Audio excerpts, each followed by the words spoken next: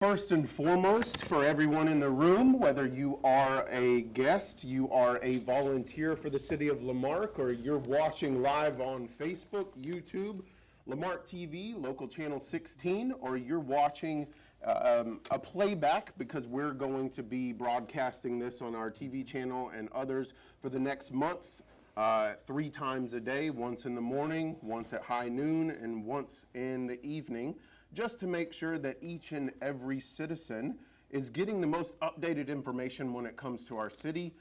One of the things that really we've pushed forward is making that a reality, where it was a dream, where it was we needed to kind of be able to get the information out there in the 21st century. And as everybody knows, if you wait till later today or tomorrow, it's already out.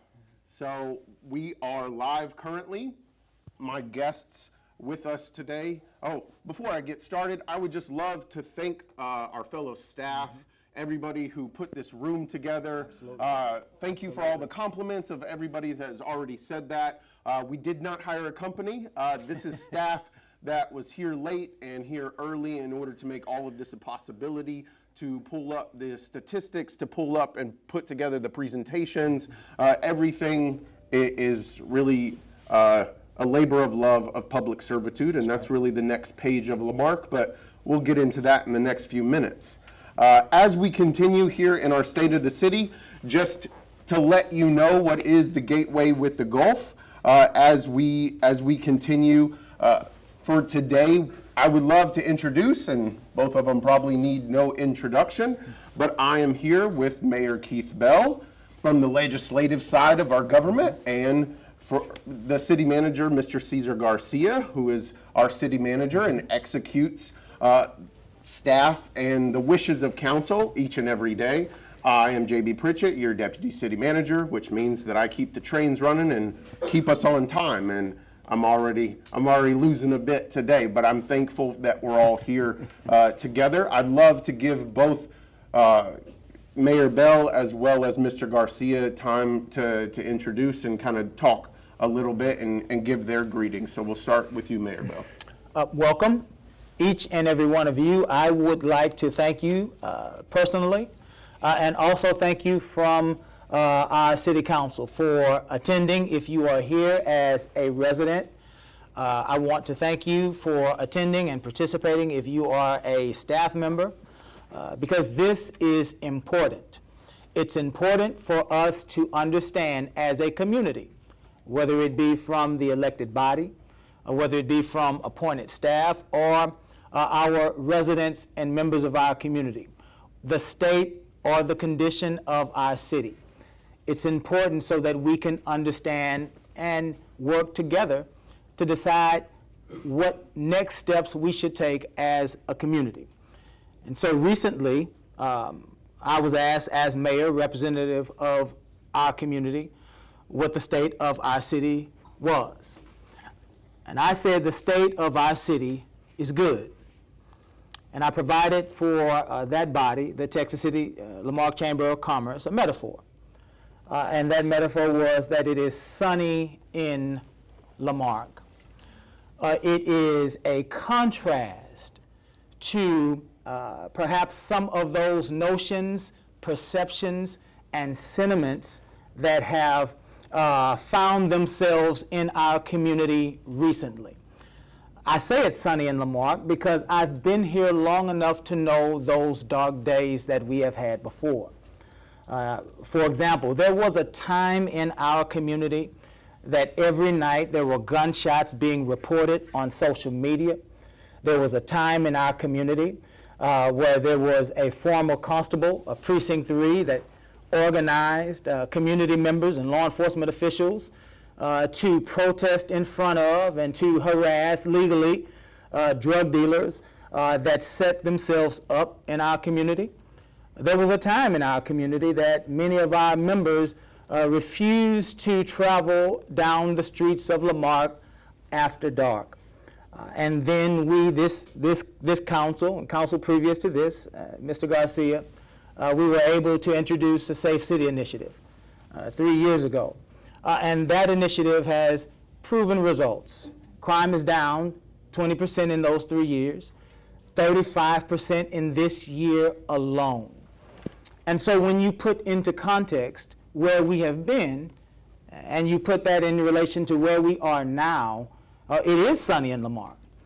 If we were to look at our taxation and our ability to generate revenue, there was a time in our community that La Marque had one of the highest tax rates in this county. There was a time in our community that we could not afford to lower our tax rate because property tax was the only tax that we would be able to depend upon to meet our city services.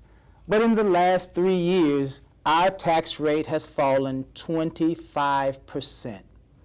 This last year, the council led the administration and passed a tax rate cut of 4.5 cents, a tax rate cut that this city has not seen in her history.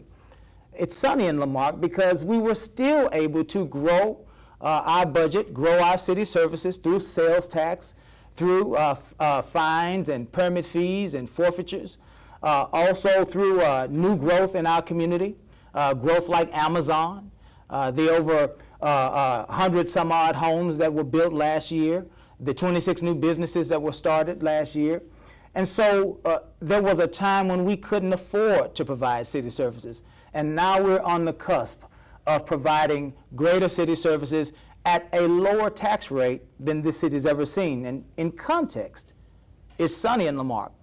You think about our infrastructure, and certainly many of you have been here for quite some time, and you know that one of the things La Marque has never been able to do is to pass a general obligation bond to invest the millions of dollars that we needed to repair and replace our infrastructure. 70-year-old infrastructure has never been addressed because the good people of La Marque has never had the fiscal resources to invest in our infrastructure. We have always looked at making sure we are fiscally responsible in this community, which is why we have never raised taxes. I've never voted, let me say that clear, to raise taxes. The council did raise taxes in 2019. I did not vote to raise taxes at that time. But outside of that, historically, councils that I've served with have never raised the tax rate. And so we were never able to provide those resources that we understood we desperately needed.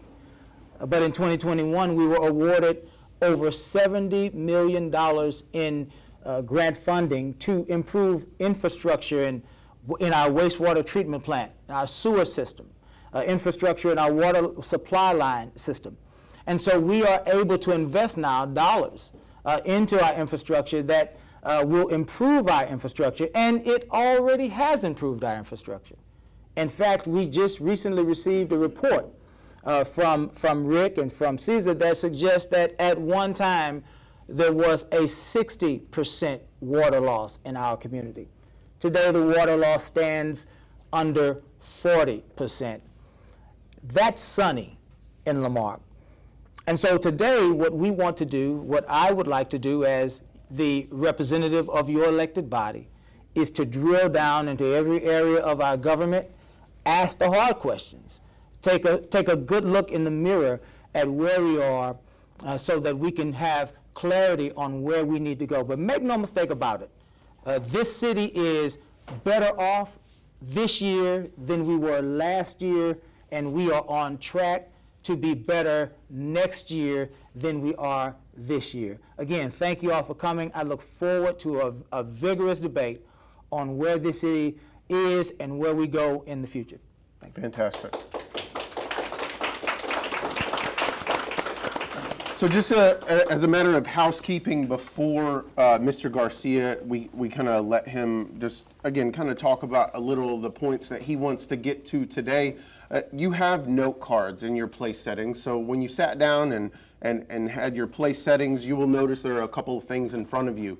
We like to take this opportunity to give you our newest hurricane guide and updated as we approach hurricane season. Your emergency management team will get into it, but we're taking the 2 years that we've had of blessing, of no storm, of no problems, as a gift. And we definitely want to be prepared.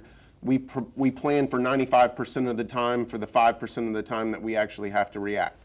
Along with that hurricane guide, you will have a trifold pamphlet, and it will just kind of touch on some of the high points where we'll be at today. The display in the back also touches on some of the statistics that we will go into, but is easily digestible for some of the development as well as infrastructure that we will talk about. There is also a note card, and there should be pins on every table. If you have any questions, you can fill those out and set them to the outermost corner, and we will have a staff representative that will come collect those at a certain time. But up until that point, we wanted to make sure that we just go ahead and announce that for now. But we will, again, allow Mr. Garcia to say a few words and introduce just why it is sunny in La Marque from a staff point of view, and then we're going to get into the nitty-gritty. Mr. Garcia. Thank you, JB, and thank you all for being here, and for those that are joining us virtually. The irony of today, sitting here today, is that today it's been 2 years. 2 years since I took this role. 2 years since this council, 2 years since this community has embraced us. Having been a resident before, I felt part of the community already, but obviously 2 years ago, it's become a different role. So I want to take a moment to thank all of you guys for entrusting me and entrusting in this team. As far as this team, and we have a lot of new faces, a lot of folks don't understand, but over 80% of our leadership team has got less than 3 years in these positions. So you talk about sunny, you talk about the fact that we're changing, you talk about new leadership, new blood. Over 80% of our leadership team is new in their roles. And even to the point of, mayor's concern, 4/5, 80% of our council has less than 4 years experience up there. This has all been done at the cusp of people that are just vigorously working as a team. And I thank every single one of them, and the extension of them are all of our volunteers and all of our partners who work together to make this possible, whether you're a board member or you're on a direct board or whether you're an auxiliary board. And I see friends here who are from different groups. Thank you. I really, really appreciate you guys for all that. La Marque is the epicenter of Galveston County. Not just physically, right? We're dead center. But also, you've got a lot of eyes on us because of the fact that everybody knows and sees that we are the future of Galveston County with some of the projects that we're entailing. La Marque is a resilient team. La Marque is a resilient city. And we owe that to everybody taking the approach that I asked for. When I first got here, I asked for everybody to be part of the change that they wish to see. And kudos to all of you for taking on that challenge and really backing it up, not just with your word, but with your actions. So thank you for those that have done so. Our growth, we're not so little anymore. La Marque is the second fastest growing city, and it's looked by many as a very, very desirable place in the entire region to come move to. Still ranked number 6 in the entire region for most desirable places to live. And that is a testament to everybody's hard work and dedication to make the changes that have come to date. We want you to come live, work, and play here. And no more has that been evidence of the fact that we have the least amount of turnover in our staff that we've ever had. We are under 10% vacancy for a time, for a group and a team that's seen so many max exodus throughout many departments. We're under 10% vacancy for all of our staff positions. And that's a testament to the fact that we must be a pleasant place to work.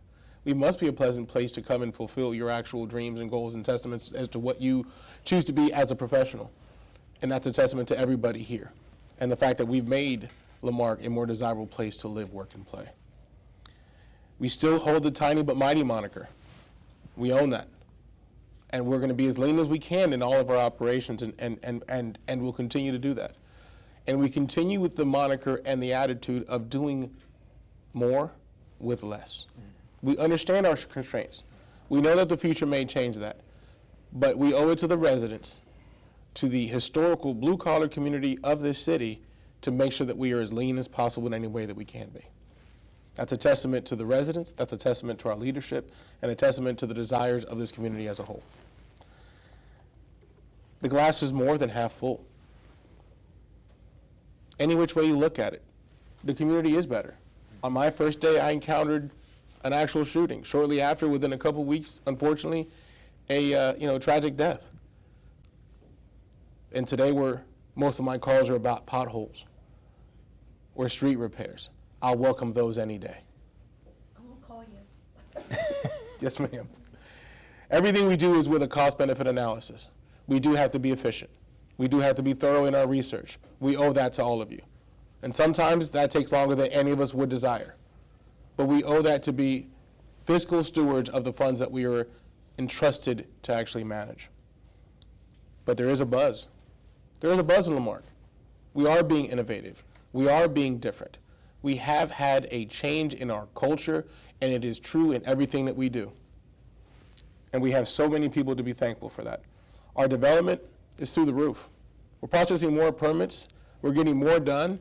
There's more places popping up, and if even 1/3 of all these different initiatives and pre-development meetings that we're having come to fruition, La Marque will be a very, very different city in the very near future, and we're excited for that. Efficiency and multi-phase and multi-layered approaches to everything that we tackle is something that we take full-fledged heart in, and we'll continue to do so. That's a testament to all of our department heads and all the staff that they lead. We are streamlining a lot of our processes. We're working on accreditation. We've got 3 different departments that have been challenged and have accepted the challenge to become fully accredited, what we call the big 3, your police, your fire, and your public works, have all encountered the fact that we are all going to be fully accredited. The goal is to get that done within the next 3 years. A feat that most cities have been around way longer, way bigger, way more resources. And we're already stepping up to the challenge and taking the steps necessary to get there. So please bear with us as we take on this challenge, but we welcome it. And lastly, I want to just talk about productivity and morale. For a while when we first got here, there weren't a whole lot of smiles. There were a lot more complaints than there were kudos. Silly internal thing we have is we have a brag board.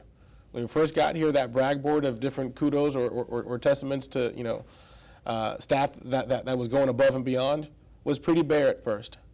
And now, more than half of the calls that I receive are about, hey, you've got some, this is a great person you've got on staff, or hey, here's the service we received. There's more work to be done. We do need to improve on our customer service. We do need to improve on our efficiencies, and we'll continue taking on that challenge. I thank you for the time that you've entrusted us. 2 years today, and hopefully many, many more to come. I'm honored to be here and honored that you've given us that opportunity to lead this team, and we're certainly better off for it. Thank you. One of the things that we'll get into today is a bit of redundancies, because they were so excited to talk about all the things that half of my slides are already taken up from the things that they already shared. But first and foremost, one of the things that I would really like to talk about is just to complement really the 2 sides of that same coin that is La Marque now. It takes efforts on all sides, because when push comes to shove, one of the things that we talk about is this boils down to really 3 simple things for us: people, process, and the product. Our product is customer service. Our product is public servitude. Our product is safe streets. Our product is streets without potholes. Our product is all of the things that we believe the citizens and businesses of La Marque should have, not only as a wish list, but as a necessity. And so the other side of that coin, or the other aspect of that equation, is people. The people, the staff, the volunteer boards, whether it is Parks Board, if it's Keep La Marque Beautiful, and if it's Building Standards, if it is any of the volunteer boards that represent different aspects of La Marque, whether it is finding new ways to improve parks, or the cemetery board cleaning headstones of those that came and served before us. All of these make it evidently a reality to live here in La Marque. And so when we talk about living here in La Marque, and we talk about that product of customer service and providing a good and beneficial life, we also have the people that serve on staff. As it is the city manager's job to execute the will of council, it is my new esteemed position, or my esteemed grace in my new position, to really be there and to be a voice for staff, to be the one who pushes staff. And they will tell you that I do that sometimes with a strong hand and a lot of times with a smile on my face. But ultimately, it is for the businesses and the citizens here. We are pushed further each and every day to be better than we were the day before. And I think, you know, there is some context when it comes to the years in the past, but every day is a new day. There are days where staff feel chewed up, feel spit out, feel that, you know, it's been a long day. Well, those are the days where we really need a hard reset and then turn around and go and start the day over again. And so for us as staff, it really is a pleasure to serve in all of these different roles. Mr. Garcia talked about the new leadership in the city of La Marque, the new roles that we have in the city of La Marque. And so those people are bringing in from the cities that they came from, the values that they had, the new cutting edge technologies that they've maybe already used. And so we're seeing changes. If you come to council meetings, you hear them. If you are part of City Hall, you see them. If you go around the city, you're starting to see things move and shake and so on and so forth. And that leads me to the next one, which is our process. We are updating processes that should have been updated. We're here to talk about the hard questions. We're not here to just be on camera and talk about, oh, it's sunny. Part of it being sunny is to talk about the gloominess, to talk about the things that maybe we didn't do well as a city in the past. And how do we improve upon them? How do we separate the clouds? And how do we dry up the drainage? How do we make sure that those potholes are non-existent rather than filled with water or sunshine for that matter?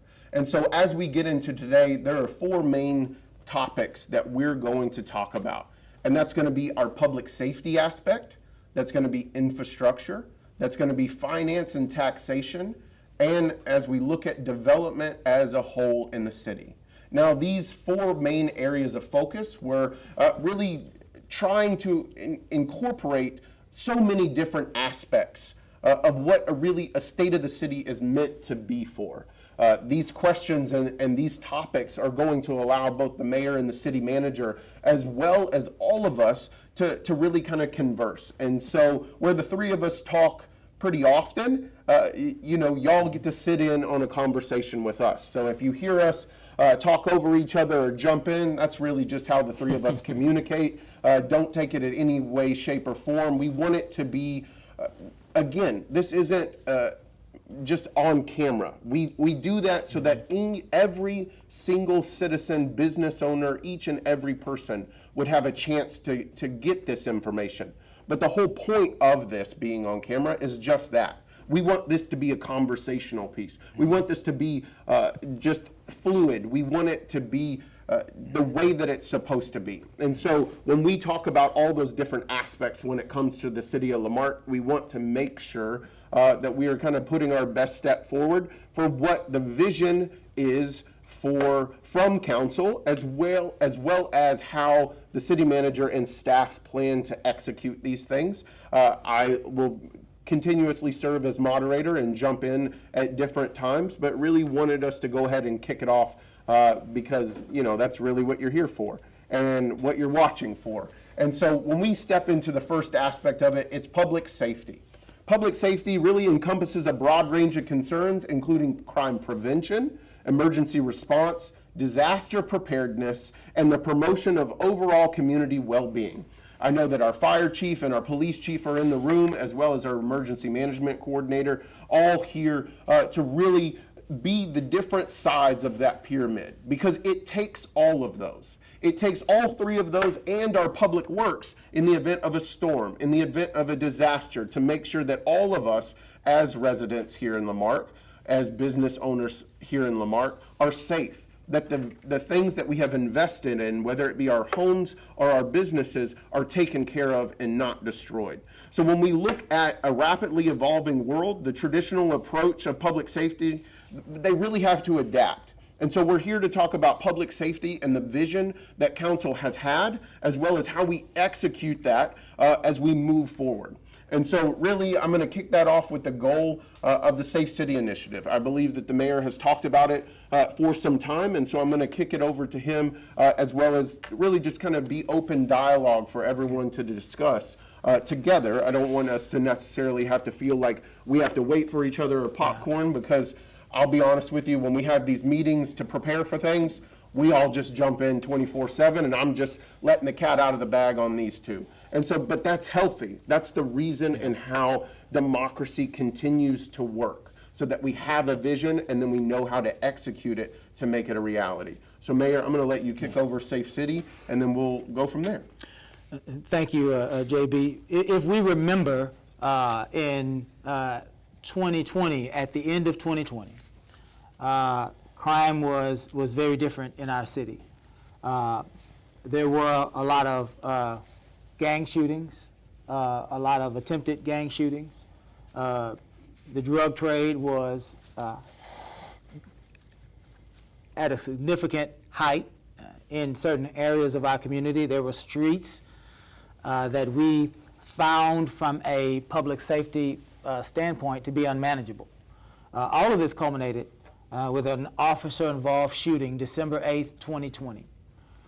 I became mayor January 1st, 2021, with a mandate from the community. We wanted to feel and be safe. That was the mandate.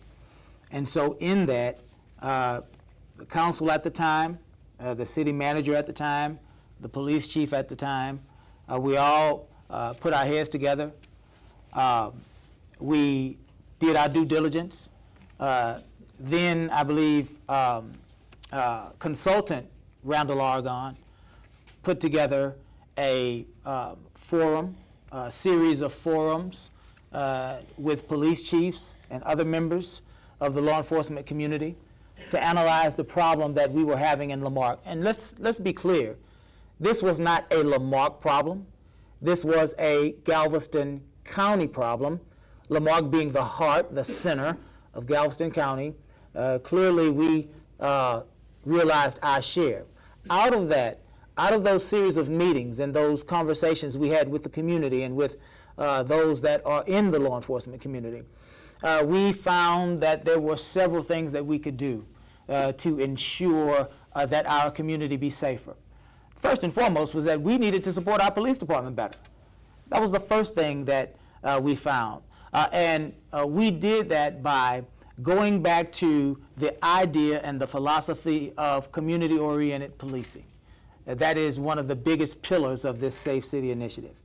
Secondly, we understood that we needed to provide resources for our law enforcement community.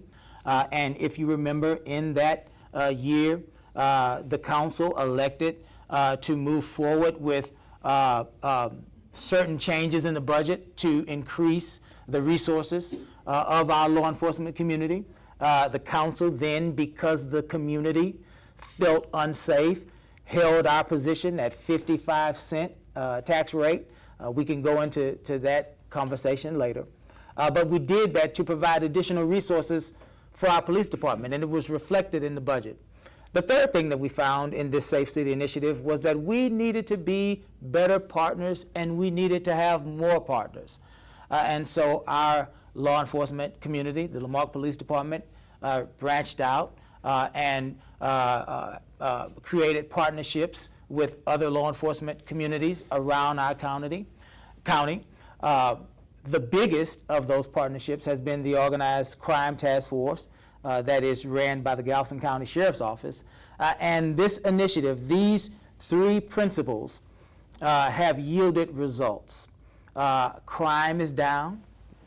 We now have 4 gang officers, right? We have now a special response team. We have an additional investigator. We now have a crime analyst. And so our community, our law enforcement community, has been supported in ways that they probably were not supported in the previous years. And so that's what our Safe City initiative was about. That's where it was born, and that's where we stand today. But there's more work to do. And we realize that we have many, many miles to go. And so if we will at some point talk about the Eyes on La Marque program, something that will enhance our ability to prosecute crime and perhaps prevent crime. But I'll stop there and allow Caesar to join this discussion. But the idea from council was the community feels unsafe, Mr. City Manager, Mr. Police Chief, we need to respond. And I believe that our administration and our police department responded in a very impactful way. Yes, thank you, Mayor. Any which way you look at it, crime is down. People lie, numbers don't. Our population continues to increase, and yet our numbers are steadfast. Our calls for service are up on both police and fire. Response times are nearing where we desire them to be, but they continue to go down, and we know that we want to improve them. We want the best response times available if we have the resources there. I could tell you from our side is respected. I'll point out our actual fire department. Hands down, I believe that they're the best department in the region, not just in the county, but in the region. And a testament to that is at one point, they were down over 1/3 of their entire team. I'm happy to report today that as of today, they're only missing 2 full-time firefighter positions. That's a testament to people wanting to be here. It's a testament to the leadership, it's a testament to the culture, and a testament that we are taking this Safe City initiative wholeheartedly. Chief Aragon said several times that everybody doesn't wear a badge and like has a gun next to their side, but it's up to us to do the rest of the work. It's up to the rest of us to do and address the rest of those factors. So a testament to all of them, and they're only getting better. On both the fire, police, and I can't leave our emergency management team out, I can tell you one thing we have is momentum. We have momentum. We have momentum. Our growth is in the right places. We continue to do so aggressively, and we continue to find this multi-layered, multi-phased approach to getting these things done. It's not going to happen overnight. We didn't get here overnight. We're not going to fix it overnight, but we will continue to be relentless. The little different things that we talked about. We talked about Eyes on La Marque, but the catalytic converter program, and all the different things that come with it.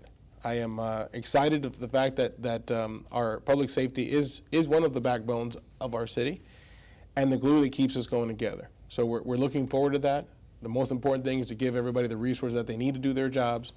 And with council support, with resident support, when it comes time to passing these budgets, we are getting there.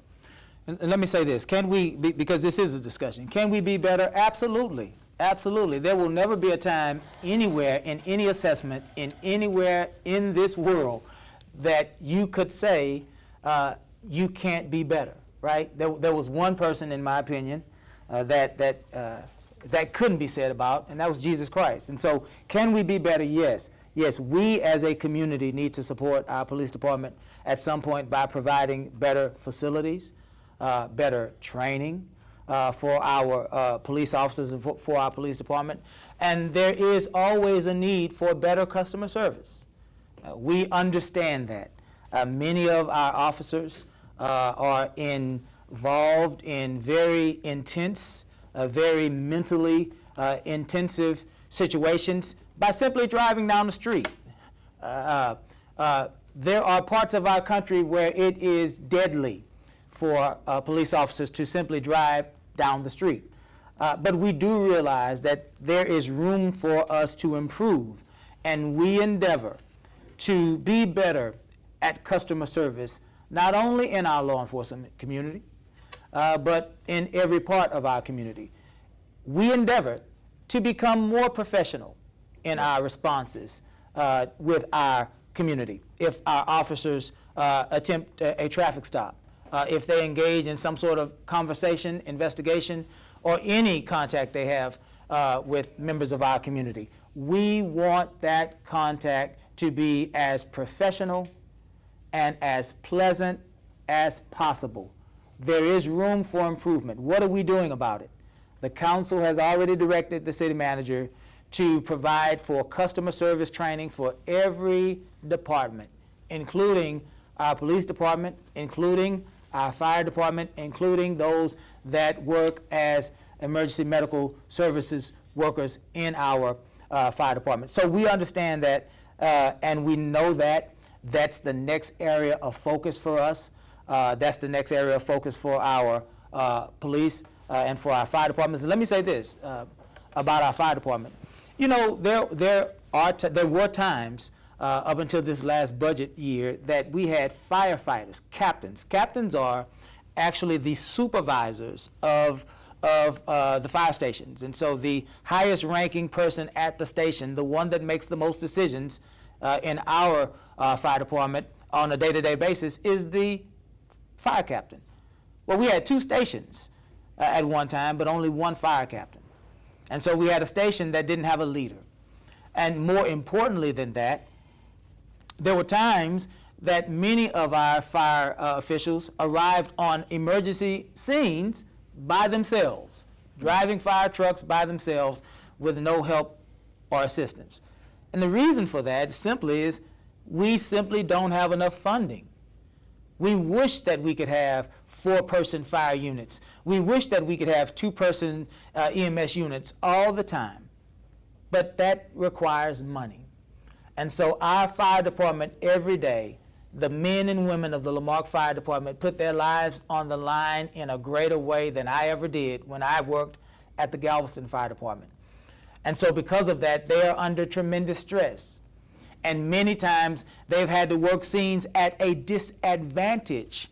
And because of that, many of our community members suffered. And so we have room to improve.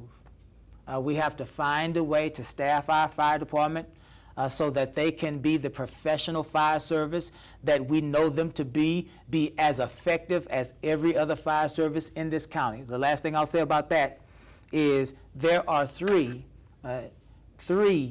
paid fire services in Galveston County. The city of Galveston, obviously, the city of Texas City, for obvious reasons, and it is not the city of League City, who is the largest city in our county, but it is the city of La Marque, 20,000 strong, paid fire service. And so when we struggle with finances, remember, there are cities that don't have to have or elect not to have paid fire services. But our city actually has a paid fire service, and it has yielded tremendous benefits. And I'm so proud of it. certainly we want to thank Chief David Merriman is here with us today for the men and women of the La Marque Fire Department. We still have room to grow. We are not there yet, but we are better than we were before. There was a time in our city that we used private emergency medical services. One of them that I can remember was called Gold Star EMS. Who's been around here long enough to remember Gold Star EMS? They didn't get a Gold Star because there were times that there were possible cardiac emergencies in our community that they never showed up to. So it is sunny in La Marque when you think about the fact that we have 2 emergency medical services, box units, ambulances, if you will, that are prepared, that are trained, and that are part of our city, providing services, saving lives every day. I just wanted to say one of the things that both of you talked about really was this idea of customer service. And whereas I know the city manager has a plan as we're already kind of folding it out for the next few months for each and every staff member to go through customer service. For me, it really is just the reality of customer service on a day-to-day basis. Yeah. I've had citizens in the room say, well, the police officers 10 years ago, when I would sit on my front porch and wave, they would wave back. And 6 months ago, I remember one specific person say, that officer didn't wave to me today.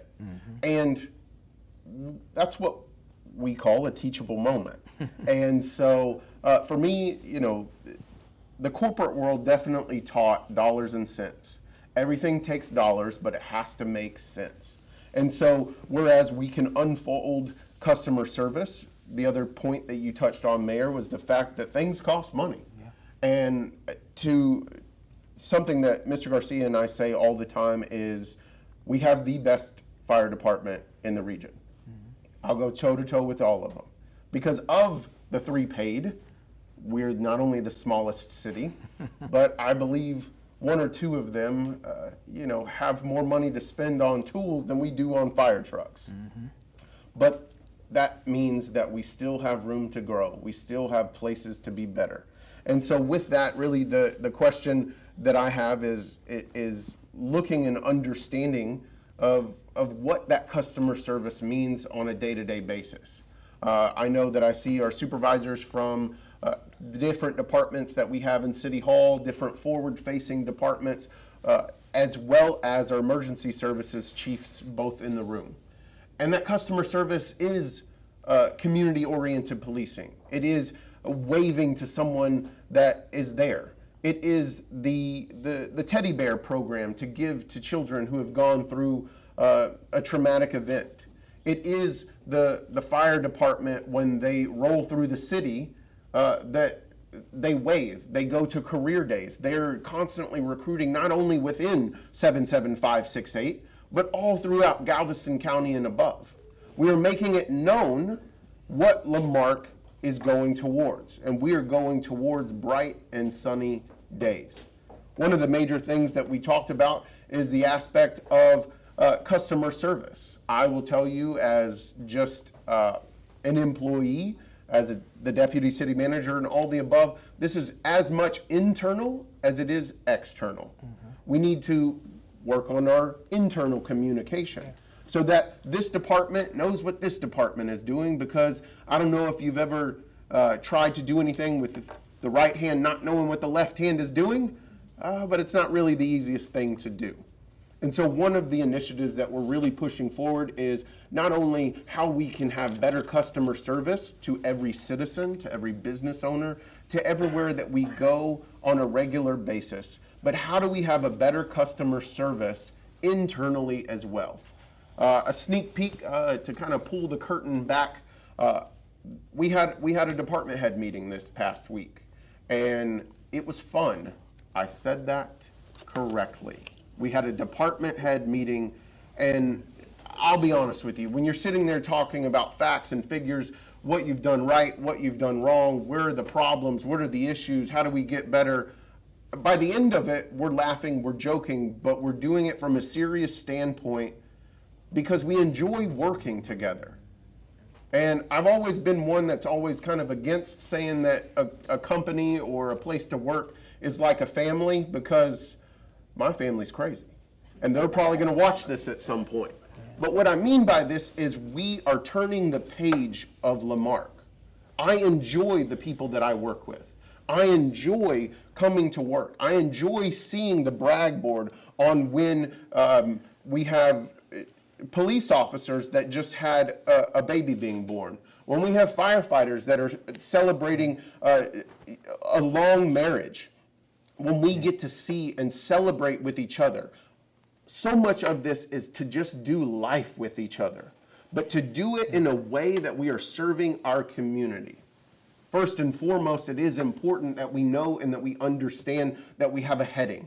We understand that mayor and council in our form of government tell and decide and communicate, because they're the voice of the people, that they're listening to their constituents so that they know the heading of the ship, so that we know the direction that the city is going. Now with that, you have in our form of government, as council manager form of government, you have the city manager who sits at the wheel, who makes sure that he is reading the compass appropriately and making sure that it's turned in the right direction to make sure that we are traveling together. We are unified and go in the direction that we need to go. Yeah. And so with that is both sides of that. I really wanted to touch on our form of government, because there's three major forms in the state of Texas, all of which you see here on the Texas coast.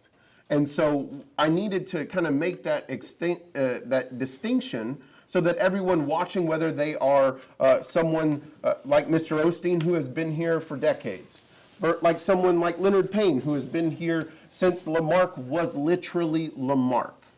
but as well as those new citizens that are in Delaney, that are in Saltgrass, that are at Trails of Woodhaven Lakes, all the new development that we see, even if those new residents or citizens are on the east side of our town, that they understand how we function as a government. And so with that, it is the Safe City Initiative. I wanted to really talk about two things when it came to that. I wanted to talk about this idea of what it means of full accreditation. I want to talk about the idea of what Eyes on La Marque is meant to talk about, and really where we are going forward, because I think all of us that have been here have seen the dark and gloomy days. We remember them. But for those of us in leadership, we cannot dwell on them. It is the fact and the reality that we have gone through problems, that we are still going through problems in infrastructure, but we'll get there. And so, but what I say this is the improvements that are constantly coming are from the sense of leadership to know the heading and the direction that we're going, as well as making sure we steer in the right direction. But ultimately, the cherry on top of all of that, maybe the ice cream that builds it up, is staff. Because I will tell you that the staff here, whether it is police, fire, utility billing, public works, if it's our court, if it is each and every aspect of this, they give a lot. And it's my job to represent them. It is my responsibility to talk and to tell the city manager, who is, obviously pushing us in the right direction, this is an issue. Now, I'll be the first to admit, I don't go to him with every little thing, because I need his brain to work on big things. If the copier's broken, I'm not going to the city manager with the copier being broken. We're not really even gonna, I hope it doesn't come to me, but the fact of the matter is it takes all of us. And it's not just about this person or myself, it's every person that is here in the city of La Marque to make it a reality. If I could just touch on that, first on the form of council, form of government that we are.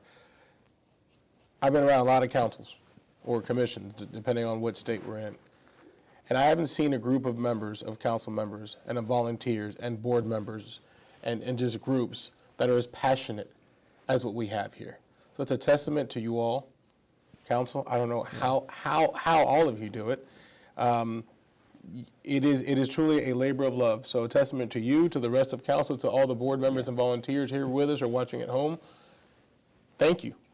Thank you. And I think that's an important thing. But on the point of where it happens and where the magic happens, staff is our most valuable asset. Yes. And it's true in our budget. Most of our expenses are from paying staff. Why? Because we still need the staff to get the work done. So the testament to them, I'll let all of you know. Please treat our volunteers with some dignity and respect, because they do this out of the goodness of their heart. If you guys have an issue, let me know, and I'll be more than happy to look into it to get it addressed. You mentioned some things there that, I don't know if you wanted to touch about it now as far as... Let me jump in really quick. We should, gentlemen, let's focus on some of the nuts and bolts, right? We came here to talk about the state of the city. Sure. and give a healthy understanding of it. And so we want to make sure that all the facts are out. We want to make sure that people know we get it. Great staff, great volunteers. We all are wonderful. But we want to drill down into some real numbers and some real decisions, right? The council accepted a COPS grant for 6 new officers. That puts us to 45. That's the largest that we've had in our history. Yes, sir. Now, we have plans for that, for those additional officers. One of the plans is potentially a commercial vehicle enforcement unit, because we have 5 major thoroughfares that go in and through our city. You have 146, you have Highway 3, you have 519, you have 1765, you have 1764. Did I get them all?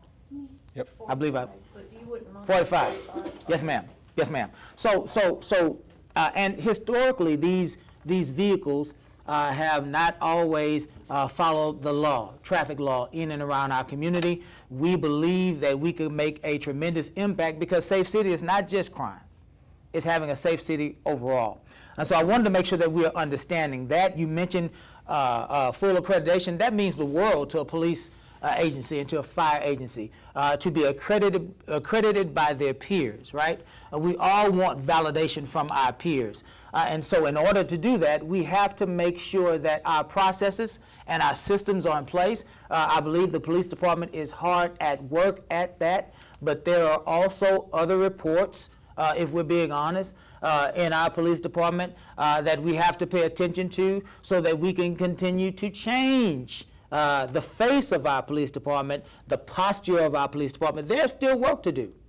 We're not sitting here saying that everything is rosy. We know that we got some hard decisions to make. We're going to have to figure out how to house our growing police department. That is a huge question in our community. Where will they go? They're already on top of each other. They already have issues today with that.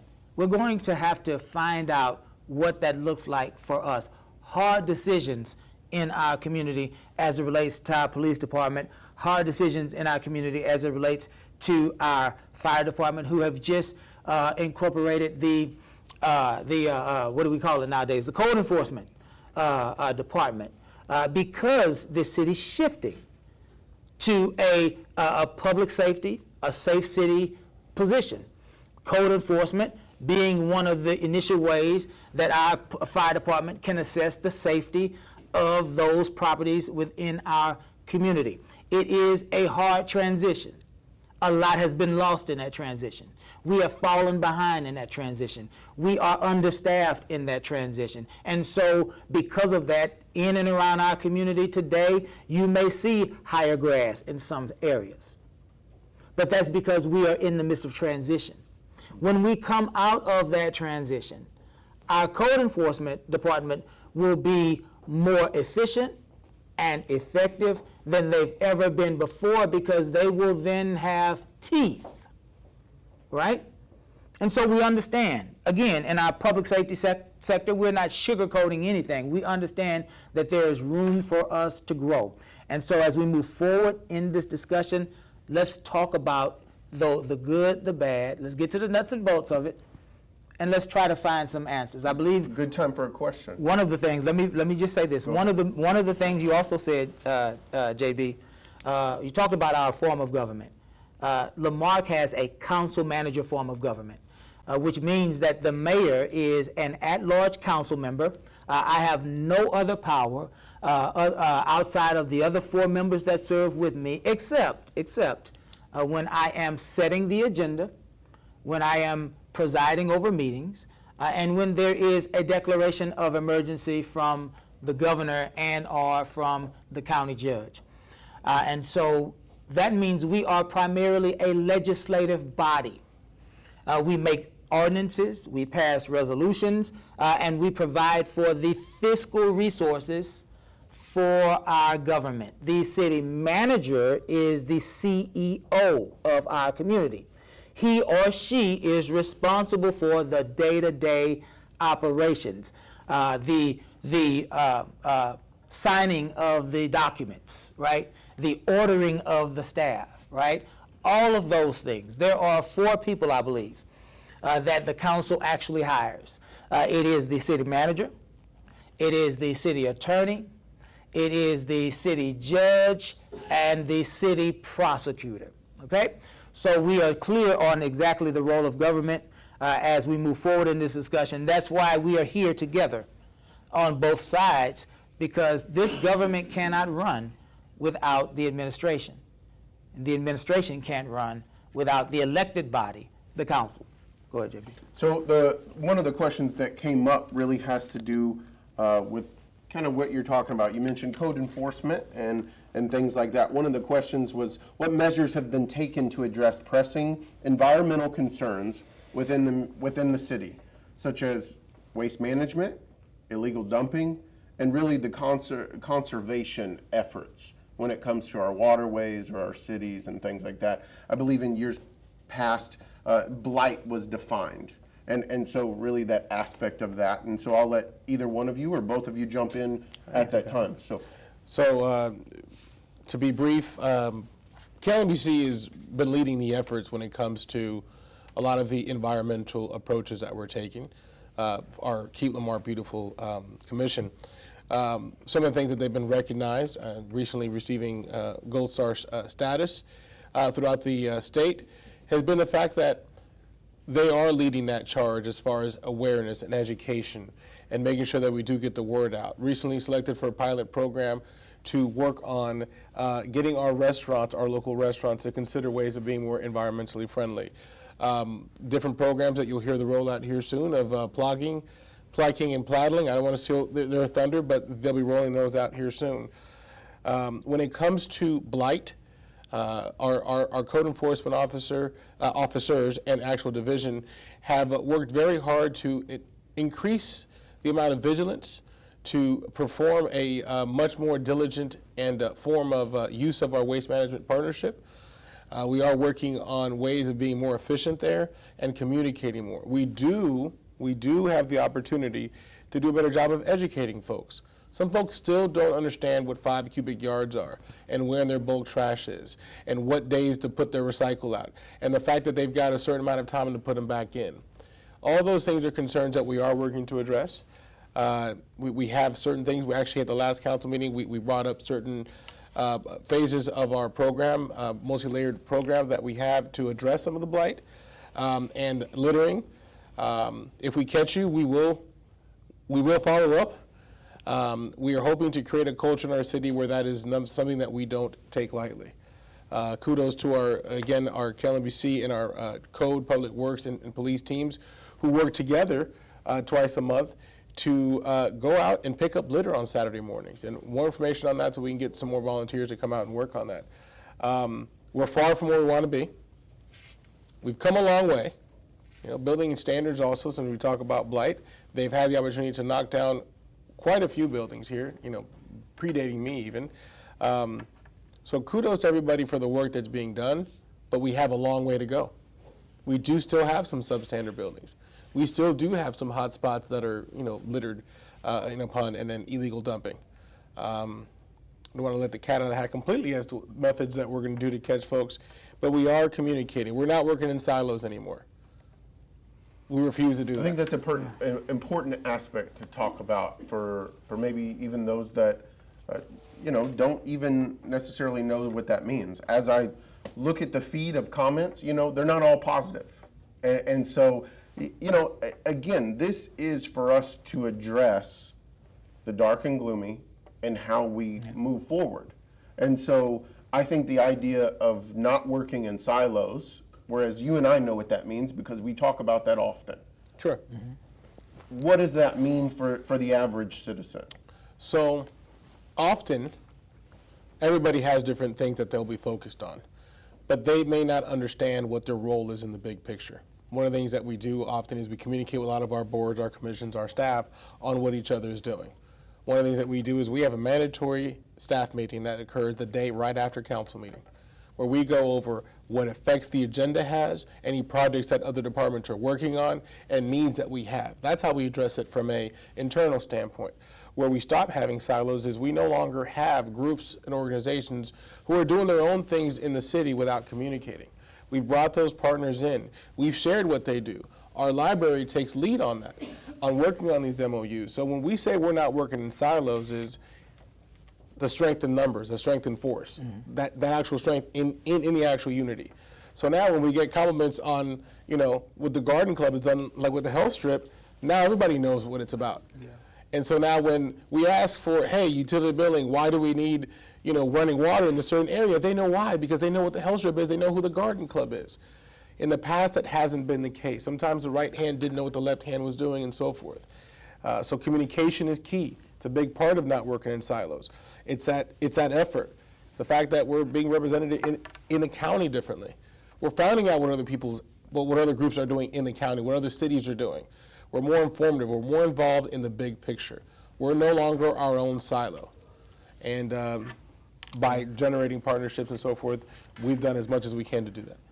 So what the council has done, obviously, in previous years, what we found was that many of our community members They've moved here, they've raised their families, families grow.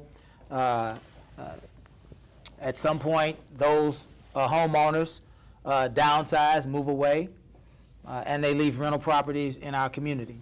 And many times those properties have become not only eyesores, but those properties in our community were becoming havens for crime, for drugs, and all manner of ill intent.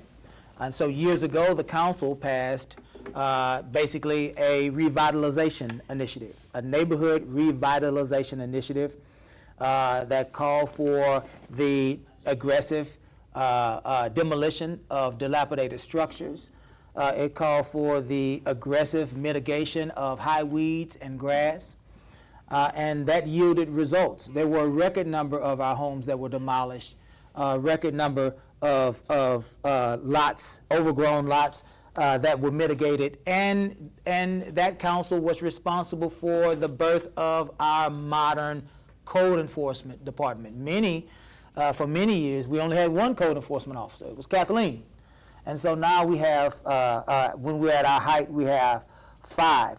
And so the council has provided resources to the administration to address those issues of code enforcement, environmental violations, illegal dumping, and things of that nature. Just this past meeting, the city manager reported on a more comprehensive plan with the Public Works Department to address issues of illegal dumping.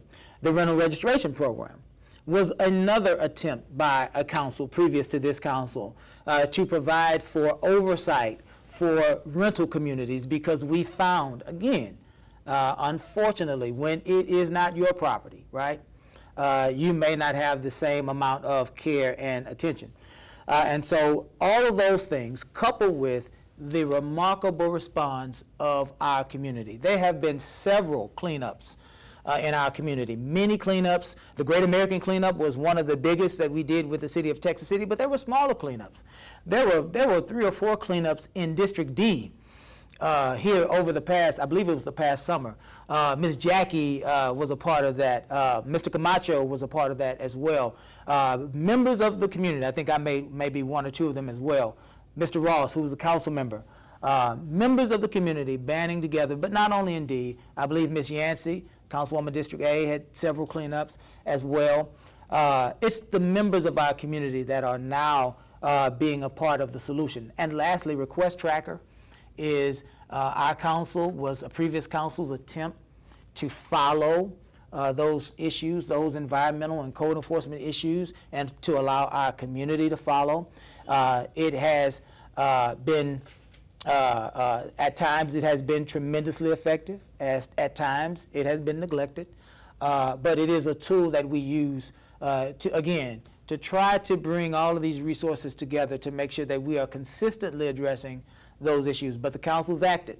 There's more work to do, but we have funded the Code Enforcement Division to attempt to address the issues that were brought up in that question. Absolutely. And I think you said, Mayor, about them getting teeth. That was part of the reason, and really the theory behind marrying them with the fire department, so that they would have basically some reinforcements, if you will. Right. And so I think with code enforcement, when it talks about all the different things that they handle in the city versus, just slapping on a sticker, asking somebody, would you please cut your grass, pretty please with a cherry on top. That's very different than getting a $300 ticket because you refuse to move a junked car. Right. Or anything with that. And so I think as we talk about that, the will of, and really the idea of council moving forward, as well as how the city manager executes it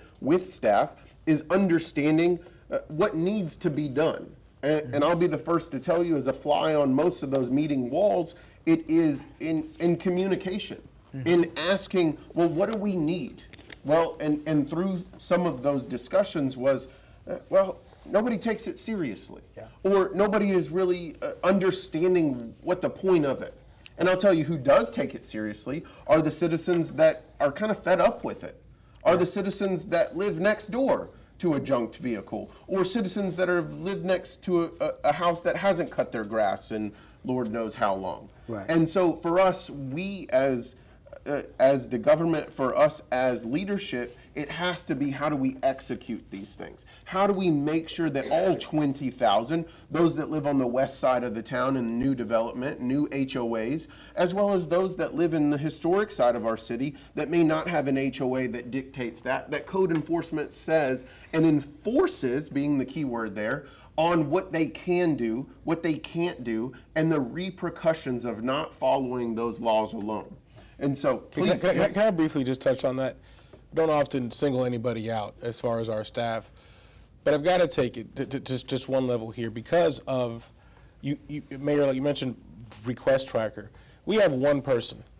We have one person that actually takes every single request tracker, regardless of what department, and then distribute those and delegates those by department. She works in our public works division, Ms. Lisa Perez. And the fact that I've now copied on every single request tracker that comes in, so I get to see the actual communication. And boy, is it a lot. A testament to everybody else. See something, say something. It's not just about PD, but it's everything. The fact that we are all reporting these light outages, and we are getting them to the right people's hands, and we are being more responsive. We've had a goal of responding to every single request tracker, regardless of what department, within 72 hours, at least an initial contact. And I'm proud to say that's something that we continue to work on. And we are getting better at it. Is there room for improvement? Absolutely. But I just want to take a moment and really reflect on that, and the fact that it takes all of us to do that. Keep submitting those request trackers. Absolutely. Keep using that as our method. That allows us to let you know, for us to track, are we getting to everything? How long is it taking us to respond? What does it take for us to do? What are the trends? If we have a lot of illegal dumping in a certain area, part of town, then it allows us to not work in silos and maybe get some enforcement or some law enforcement or code enforcement in that area to try to catch these perpetrators. It takes all of us. We need that communication from the team. Thank you. And so with that, obviously, two things. We're going to continue to talk about infrastructure. We're going to talk about really the breakdown of major infrastructure projects kind of as we move forward, whether it's costs, timelines, all of those different things. But you mentioned lights. For lights and request tracker is also how we hold the different departments accountable. Accountability, in my opinion, make me the bad guy, but has been lacking, and I've been here for 3 years. And so, whereas accountability is a couple of different things. It is accountability of, like you were saying, when someone does a good job, but it also is correcting the process or correcting the person when it's not done, or when it's forgotten about, or when it is left on the printer, if you will. And so, you talk about lights, and so I know that we've talked lights specifically at council meetings. I have a question from one of our live people that came up, that is, when are lights going up on Highway 3 going to be functional? And so, whereas I could answer that, Highway 3 is a specific thing when it comes to that, to Miss Tiffany Gonzalez. I'd like for us to touch on that before we really dive into the rest of infrastructure, since you mentioned lights. Sure. Lights, that is part of a well-lit city, is helping us with the other things that the rest of us can do to help law enforcement, and then also fire when they respond to services, to calls. Lights specifically on Highway 3 or on any of our TxDOT roads are first the responsibility of TxDOT to work with whoever the provider for that region is. We do need to know when lights are out so we can report them, so we can stay on top of them. Our light and the light initiative that we're doing to switch everything to LED and to add more light is part of our Safe City initiative. And it is first and foremost falling, again, not in silos, working together as a joint effort between our police department and anybody else who reports them, obviously, whether it's internally reported by our police department at night, who are out at night, and then our fire department, but also by our residents who say, hey, our street light is out. Those reports come in. We worked in conjunction with our Public Works Department to report them to the respective power company, whether it's Texas Mexico or CenterPoint, to get them reflected. So to Ms. Gonzalez or anybody else who have any questions, lights are a pet peeve of mine. I am happy to report the fact that we have over 1,100 lights in our city, street lights, and I can tell you right now over 95% of them are working. Most cities can't say that. Drive up and down some of our neighboring cities, and they do have a lot of dark spots. What I'd like for us to do, if it's possible, is continue to report those so we can keep holding our power providers accountable, so we can make sure that we get these things fixed. And if it gets fixed and it goes back out again, report it again. We are about to make our actual streetlight spreadsheet live, so folks can see which ones have already been reported, and they won't come off until we can verify that they have been fixed. I have a question. To the lights. We got to write. Yes, sir. Yes, sir. Thank you. Absolutely. You can write that down for sure. And so when we talk about that, just kind of to piggyback off of what you said, you talk about TxDOT roads. And to the average citizen, again, we're trying to boil this down to the very simple basis of government. And so one of the things that we need to know and understand, what's the difference between a TxDOT road and a city road? What's the difference? What that means is TxDOT, which is a state agency, has a higher authority in those roads because they belong to them. That doesn't mean that we can't talk to them. Trust me, I talk to them and talk over construction on a regular basis. But what that also means is the lights on those roads. What it means is that we, as Public Works, we as city staff, can't just go out there, unscrew the bad light bulb to Ms. Gonzalez as well as to anybody else, and then screw in a new one. It is understanding that there are processes in place for us as a city government that we cannot do, because ultimately we have the state and the United States of America that are above us. And so when we look at the county level, the state level, and so on and so forth, it's not that we're not trying to do these things. It just means that we can't bring out a truck and a ladder and go climb up that ladder and unscrew that light bulb and put a new one in. And I don't say that to chastise or anything like that, but if somebody doesn't understand what a TxDOT road is versus a city road or anything like that, I think it's a good point of information as we talk about those little things as we move forward in continuing infrastructure, because our infrastructure really is a three-pronged approach. And that three-pronged approach is just as much of an approach as the rest of our city. We have to plan. We have to know what we have to know. My dad always told me, you don't know what you don't know. Yeah. And so it was really just, I think, his polite way to tell me that I was being dumb. Yeah. But it was really meaning that you have to be informed. So us as your city, if we're not informed, if you don't send in requests, if you don't, and we understand and we try to be better at customer service, to say, well, you didn't put it in request tracker, so we're not going to do it. So let me just say this so we can end this part, because we want to get into the thick of the business.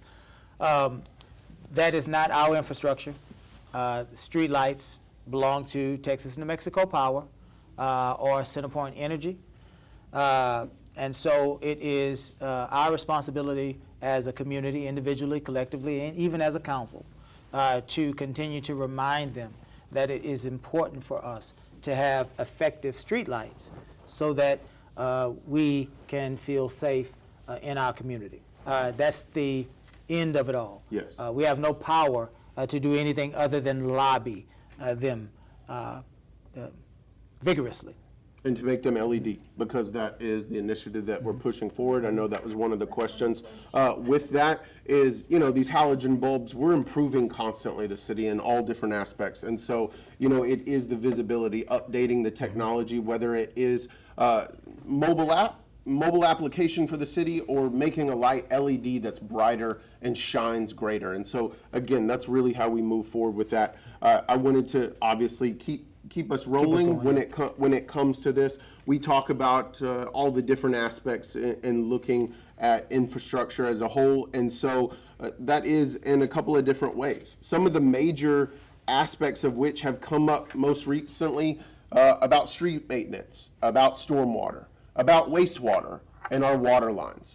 Building maintenance as a whole, how do we update our city buildings, how do we make them safe? But ultimately, I'm going to begin this with street maintenance.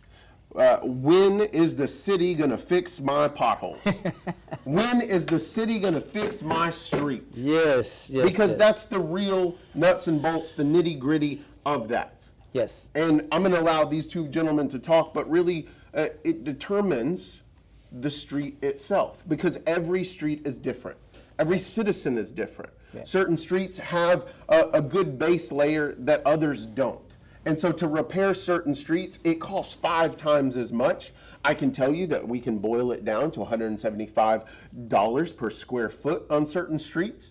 And so on those streets, if 5 people live on it, it cost us upwards of $300,000 to do I believe a 200 to 300 length street, but with 5 people living on it versus updating Main Street first, or updating Bayou first, or updating one of the major streets all of us drive on.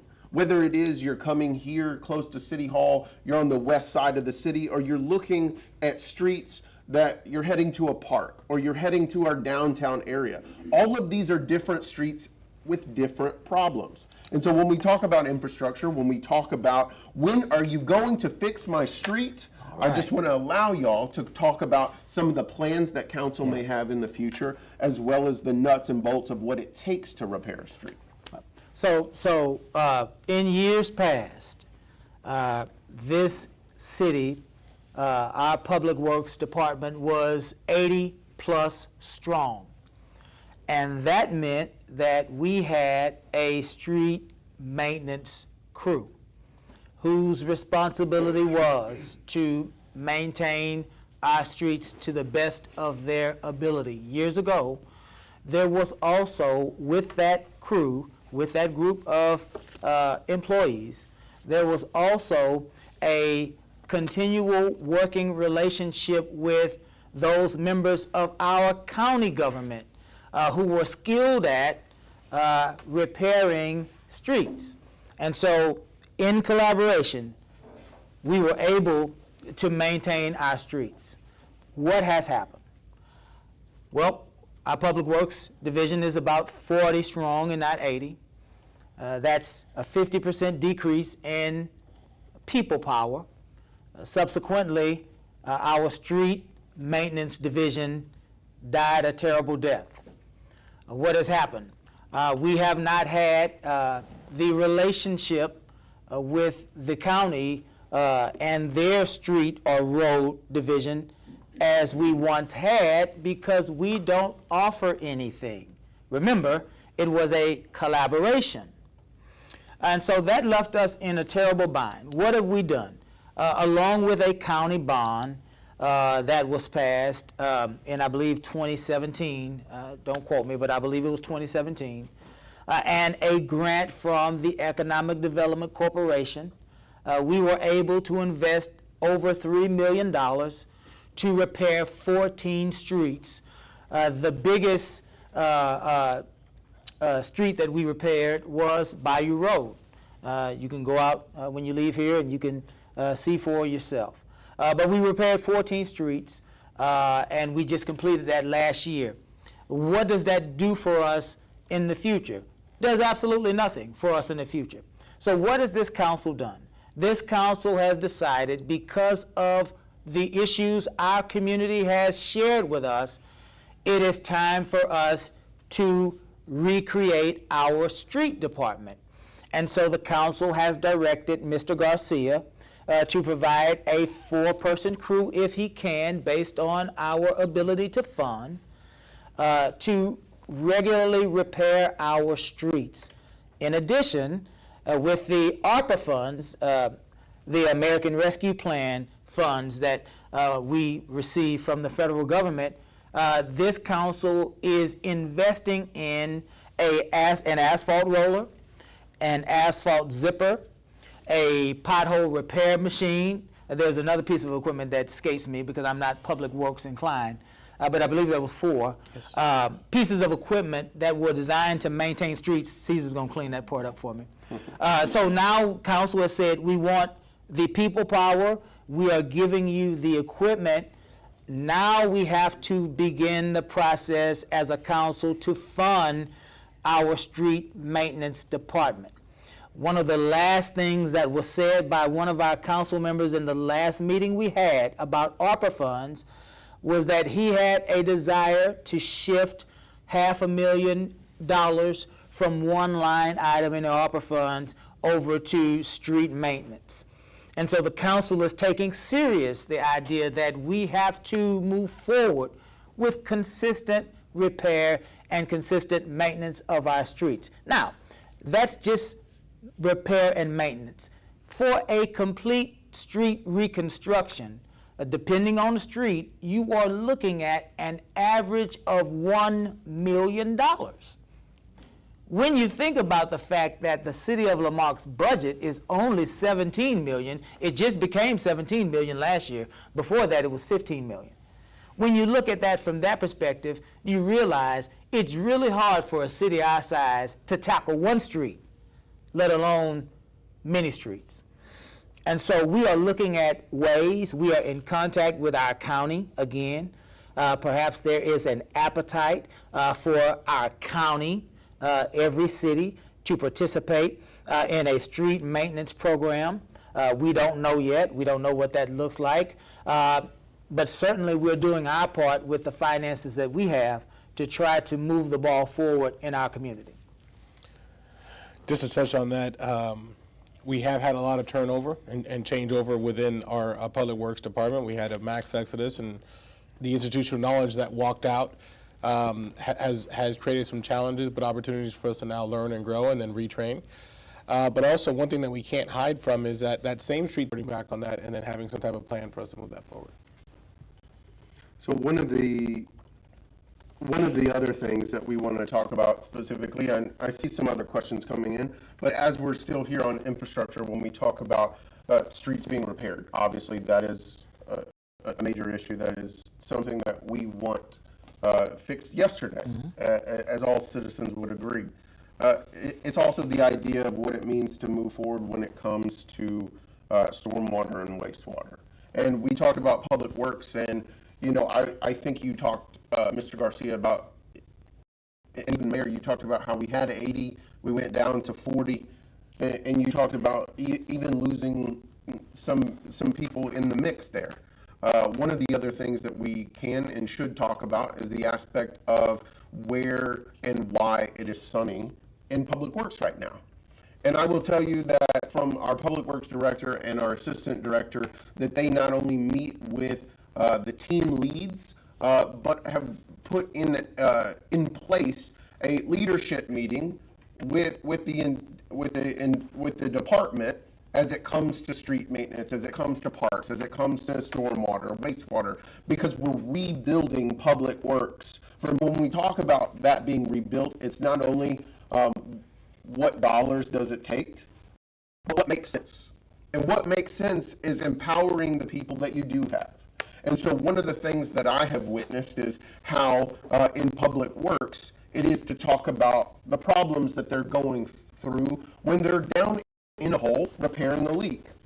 What issues that they may face when they're working on a sanitary sewer line, right? And there are the great things that we talk about, new lift stations when it comes to sanitary sewer. When we talk about all the things that have to happen in order for that to be completed, but there is the aspect of really the nuts and bolts of empowering those staff members, empowering those that work there with the tools as well as the knowledge, the certifications, everything that it takes to be empowered in the jobs that they be better.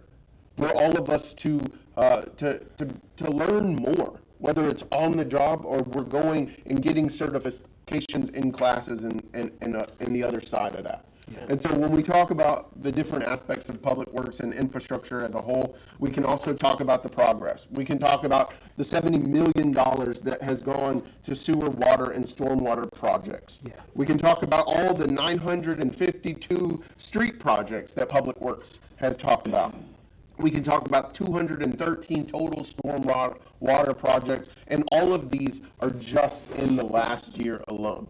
Yeah. So when we talk about $5.6 million for lift stations, $6 million for lift stations, when we talk about all of that together, it is the culmination of both sides of what you're talking about.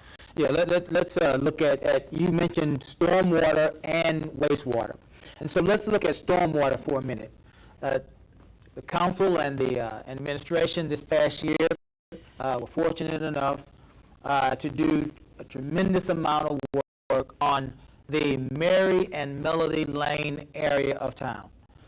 The Mary and Melody Lane area of town was an area of our town that did not have a drainage system that was tied into our existing drainage system. For many of you that don't know, La Marque was built as a series of neighborhoods. La Marque was not a master planned community on its eastern portion. The western portion of La Marque, because it is new, has been a master plan. The eastern portion were neighborhoods of people that just compounded upon each other. That left Mary and Melody Lane without adequate drainage. And so this year we were able to complete a drainage project, or we're in the process of actually completing a drainage project that provides for them, for the first time, a drainage system in their community. And so that's one of the biggest things that we were able to do to mitigate the issue of storm water. Secondly, previous councils to this one purchased a grade all. That's been a big topic of discussion. A grade all. And then there was a time in our community, because of how much we pay our equipment operators, that was purchased by the council to mitigate stormwater issues. It was designed to clean and grade our ditch system, because La Marque, primarily on its eastern side, has a ditch system for stormwater.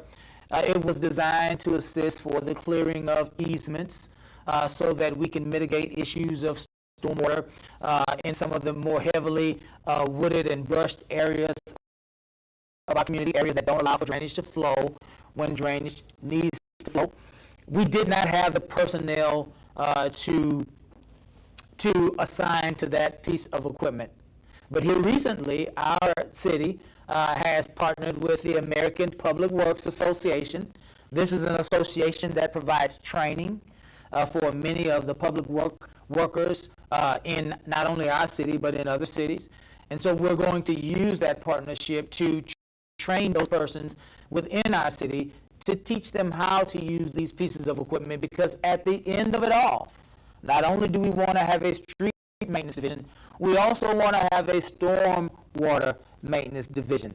As it relates to our wastewater, again, there is grant funding. I believe $48.9 million of our grant funding, actually more than that, $56 million of that grant funding is dedicated to wastewater, to doubling the capacity of our wastewater treatment plant. We have tremendous amounts of growth on the west side. We need more capacity, right? To provide for the repair of several lift stations, for the repair and the replacement of several manholes. All of these things are designed to improve our wastewater system. And so there are some good things. That is to your point, JB, that is the sunny side of It's Sunny in La Marque. Work is being done. In fact, I'll mention another project because I want to make sure that we are covering all of the information we need to. There is a water line project, phase one of a water line project that was completed this year on the eastern portion of FM 1765, right in front of the CVS pharmacy area. That is phase one of a project that will bolster the capacity of us to deliver water to the east side of our city. Again, allowing for us to deliver more water at higher pressures, at greater capacities, with more efficiency. And so it is sunny in our public works portion, in our infrastructure portion of our city. A long way to go, but still we have grown and we have accomplished great feats in this past year. Just a comment on that. Three things that were told to us when we first, started working together as far as water infrastructure and water needs. One was water quality. Two was water loss. And three was water pressure. So a lot of these methods to attack and using the best practices from APWA in an effort to actually reduce those has really helped us come a long way in that area. like Mayor mentioned, long way to go, but we are using those best practices. We are using the training. We are using these opportunities to continue to attack those three priorities when it comes to the water side. These projects will continue to do that as we grow and as we progress through the life of these projects. I think as we continuously look here, and I'll leave it up to the both of you. Well, we've talked stormwater, we've talked wastewater, we've literally talked about new lines that we're doing, as well as the new street team that we are building out in real time, because that is what citizens are asking for, whether it is their 3 minutes at a city council meeting or all of the Facebook comments that I have to read at nighttime. But all of that is important because it's literally them vocalizing what they want done in their city. I have one question in the room that talks about Cedar Drive being redone between Highway 3 and 1765. I believe the redone has to do with the restriping. And so I could touch on that Go real ahead, quick. please. We are obtaining quotes for restriping of Cedar. We are obtaining quotes for restriping of Cedar as well as Delaney. So when we have those quotes available, depending on where they fall in the threshold and how we can budget for them, we will bring them to council for approval. So thank you, great question. Absolutely. As we move forward, as far as, and gentlemen, we can jump next to finance and development. As we continue on here, one of the things that we talk about that we will get into not only with finance and development is the idea of what type of growth that we're here. First and foremost, when it comes to development on the economic development side, let us say loud, proud, all of the above, that La Marque is open for business. Open for business for established franchises, open for business for small business initiatives, in order to make sure that people who have a dream of owning their own business, to make sure that people who want either a store online or a actual brick and mortar store here in the city of La Marque, that it is a reality. We're also open for business in a more technological way than I think, and I haven't been here my entire life, but from what I understand, La Marque has ever seen. So when we talk about data storage facilities, when we talk about battery bank facilities, when we talk about the things that progress development, that not only progress the tax base, and I know that the mayor is going to say, because his plan as council and mayor is to alleviate that from the taxpayer. And I'm going to let him get into that, but I think when it comes to development in La Marque is that we are open for business on the economic development side. Development as a whole is also to the investment in our human capital, is investing in our staff, is investing in our people, is investing in our entrepreneurship in our streets and all of the above. So let's, gentlemen, if we can dive into finance and development as a whole. Mayor, I'll let you kick it off. Well, let me go back and say, as far as infrastructure, this year we want to look for a lift station project on 519 and a lift station project, I believe, on 1764. As well as a $4 million water supply project in the eastern portions of our city is going to help increase the flow and capacity of the water deliverable service on the eastern portion of our city. As it relates to finance and taxation, I started this conversation by saying in the last 3 years, our tax rate has fallen 25%. In the summer of 2021, on the heels of tremendous amounts of crime, our council, I said this before, our council held the tax rate at 55 cents. We did that because the community wanted. In one citizen's request for hearing, one of our community members said we might be able to get what we need with 53 to 51%. We were at 55. One person in a citizen's request for hearing suggested a 2 cent tax decrease out of 19,000. Again, our community was scared. We held at 55. In addition, we have since found out that the tax rate should have actually been 63 cents. And so by holding at 65, we were actually holding a tax cut. But that's neither here nor there. Consequently, there was a rollback petition, a rollback election that rolled our taxes back to 47 cents. Here's what I want us to understand and know. The council heard that. The council heard that election. And what has the council done since?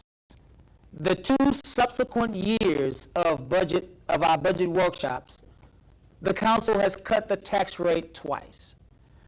I believe the first year, the city manager recommended that we go to, what was it, 46 cents? 46. The council agreed, we cut the tax rate. And this past year, the council cut the tax rate to 41 cents, a 4.5 cent decrease. We believe we are doing what the community is asking us to do. The community has said loud and clear, we do not want to be taxed. And so the council has found other ways to grow our budget to provide city services. What are those ways? Well, we have understood that because we are so connected to 45 and the commercial development that will come down 45, we believe that new growth, that means new improvements to property, whether it be homes or businesses, we believe new growth can finance the greater portion of our needs in the future. We also believe sales tax can finance the greater portion of our needs in the future, along with permits and fees, user fees, and things of that nature. All of these things the council has decided are more important than us levying increased property tax. That is the last thing the council wants to do. And because of that, we have now an Amazon company who has yielded 500 jobs, property tax, and other taxes that added to our community. Because of that now, for the first time in 20 years, the Gulf Greyhound Park is in the hands of a person that lives and works and operates in Galveston County. Work is being done at that Gulf Greyhound facility to transform that place into a 12,000-seat event venue that will provide for us improved and additional ad valorem property tax, as well as convention center tax, as well as sales tax. That development alone has the potential to provide 2,000 more jobs. Not only that, we are in talks, our community, our staff is in talks with another development on the southern portion of our city that will allow for us to realize a development that might add another 100 or so jobs. And so economically, we are moving in the right direction. JB had mentioned that we have now, we are in the process of approving a $20 million data storage facility that has the potential to add another $400,000 or so to our city coffers, as well as 2 battery storage units that the council recently approved that will also add ad valorem and other taxes to our community. And so the idea is that when we lower property tax and when we unleash our community and those corporations to do business with our community grows. Economic development happens, jobs happen. Our community is able then to have tax relief. And so this is the posture of our city council as it relates to taxation. And as far as financing our government, as we've said before, our council has repeatedly denied the city manager and many of his requests because we don't believe that we are fiscally ready for those things. And so we will continue to be the accountability piece for our administration. We will continue to listen to those members of our community as we continue to lower that tax rate and to provide greater city services for our community. Well said, Mayor. The growth is here. We are the epicenter of the county. It is sunny. The lights are being shined on La Marque. It is exciting times. We've got development going on from one tip to the city of the other. We've got restaurants coming, entertainment venues. You know, you have other cities that are boasting about a Waffle House, and you know we have a row of restaurants coming, Chipotle, a Raising Cane's, a Salad and Go, amongst others. So we're excited. We're excited about the growth. We're excited of the work of our EDC. We're excited of the work for our folks in permitting. So we continue bringing these new assets to the city and other forms of revenue through sales tax, so we can once again continue delivering better services and making up for some of the lost time. Fantastic. There's a question from a resident from Saltgrass that has to do with parks, and so whereas to Cobry Dotson, we are getting there. I don't want to get too far ahead of myself, but when we talk about economic development, there is another question, and it talks about the new downtown revitalization looking better and more promising. Everyone is excited to see that. Really, the question is there progress on attracting new businesses in that part of town? Is there progress to know and understand that there will be new places to make our downtown revitalization their new home? Certainly. Well, yeah, well, what we will say to that is, obviously, the Downtown Revitalization Project is a project that was born out of the previous comprehensive study that was done, I believe it was 2015. One of the things that our community said is that we desire a place that we can be community, a place that we can build community, a place that will provide for connectivity in a way that is not normally realized in the city of La Marque, because we are a system of ditches. It's hard to walk down the sidewalk, and it's hard to meet your neighbors sometimes. And so we wanted a place of connectivity. And so the question then is, are we attracting businesses to downtown? The answer to that is yes. I just recently, I am the ex officio member of the Economic Development Corporation. I just recently had a discussion with the Economic Development Director yesterday on a potential business coming to one of these spaces next to the Art of Coffee. And that was not the only business. I believe that there were several businesses that were in talks to occupy that space. And so that is one of the first things that we need to do, is to provide an additional meeting place. If you notice, across the street, I believe it's El Lugar event space, that space is thriving as well. And so we are slowly starting to gather folks in that space. The Art of Coffee is one of the instrumental partners in gathering people, because that's the one place that all of our community feels that we can go and be safe and have a good discourse with one another. But to be honest with you, all of that is tied to this idea of safe city. And so as we begin to express to the community and beyond that it is safe to be in and around the downtown area of La Marque, the interest will build in the downtown area of La Marque, and it will grow. I feel very strongly about that. But we have work to do. We have work to do. I wanted to just say, obviously, development of a downtown area is something that we were part of discussions at TML. It is something that isn't as, it's not the same as having a new business come in, buying a strip of dirt and saying, we want to put a new business here. Right. When you talk about downtown, especially historic development of a city, La Marque or any other city for that matter, it's understanding that there are different issues. There are different hoops to jump through, if you will, when it comes to that. And ultimately, for downtown revitalization, you need people that are spending their money there as early as 6 a.m., 5 a.m. to buy a cup of coffee or whatever the case may be, all the way till past midnight.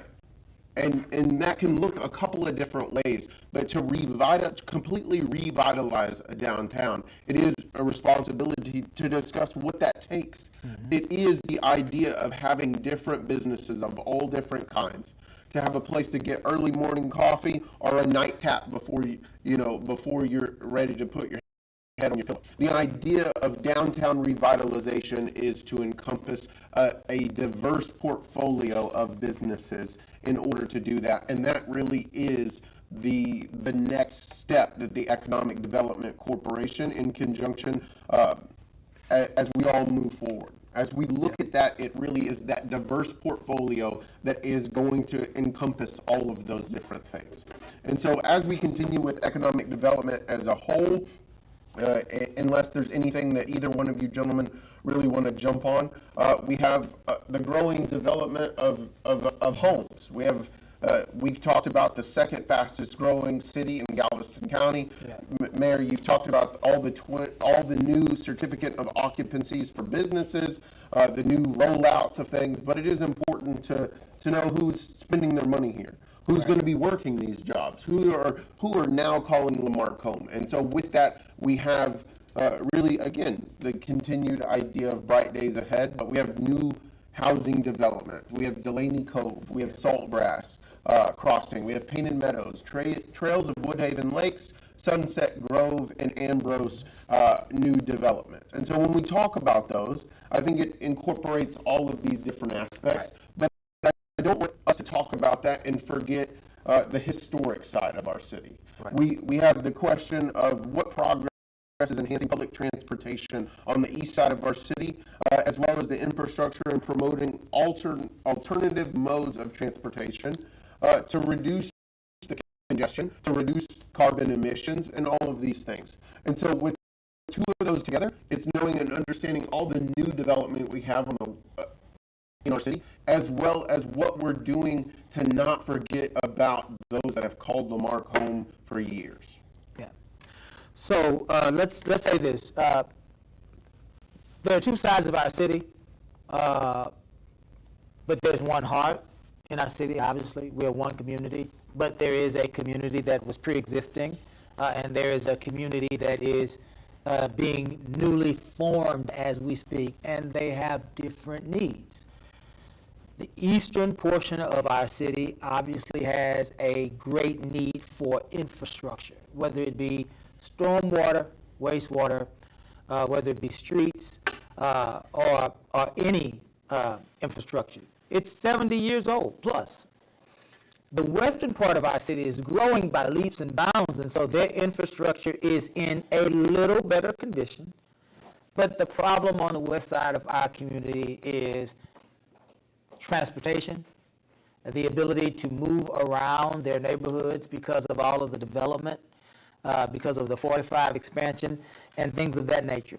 And so we covered a lot about the investment that we have made and we are making as a city in the eastern portions of our city, whether it be grant funding, whether it be redirection of assets in our budget, things of that nature. But on the western portion of our city, let me go back. The eastern portion of our city, as far as transportation and the ability to move around, there are several things that we have been able to do over the years. One of those things is a bus system that is, I assume, about maybe 15 years old. It used to be called Connect Transit. This bus system moves throughout the city of La Marque, and it provides for transportation to some of the major areas of our community, whether it be the hospital or Walmart or some of the other areas, shopping areas for our residents to be able to get back and forth to some of the vital locations in our community. Secondly, you see now in the eastern portion of our community more sidewalks than you saw. That's because we believe, especially when it comes to our children who walk back and forth to school each day, we believe in safe travel. And so we see more sidewalks. Thirdly, now you're starting to see on some of our roads bike trails, right? So that those that are engaged in that type of transportation can do it safely. And so we are slowly coming of age and coming and getting caught up to speed in different modes of transportation and how we facilitate them on the east side. The west side, there is a struggle because there is a TxDOT expansion of 45, as well as an Amazon outfit that has I don't know how many delivery vehicles going in and out. Did you all know that Delaney Cove is 3,000 residents strong? And that's not to mention Painted Meadows and Saltgrass, right? Prairie Knolls and Woodhaven Trails and Sunset Grove, and so there will be congestion. The concert venue will bring about more congestion.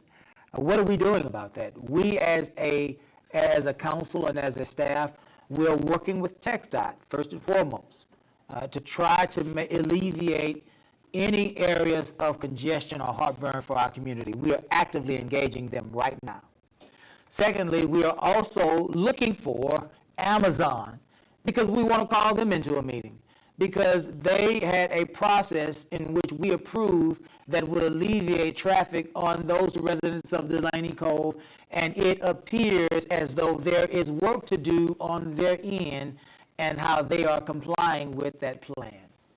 So that's the second thing that we're doing as relates to congestion on the west end. The third thing that we're doing is we are working with JMK5 every day to understand the nature of that development as it changes so that we can do whatever we have at our disposal as a municipality to alleviate any traffic concerns when that concert venue begins to open. And so those things on the west end are developing quickly, but you can be assured that we are in active talks with all three of those aspects to bring about the best plan for our citizens.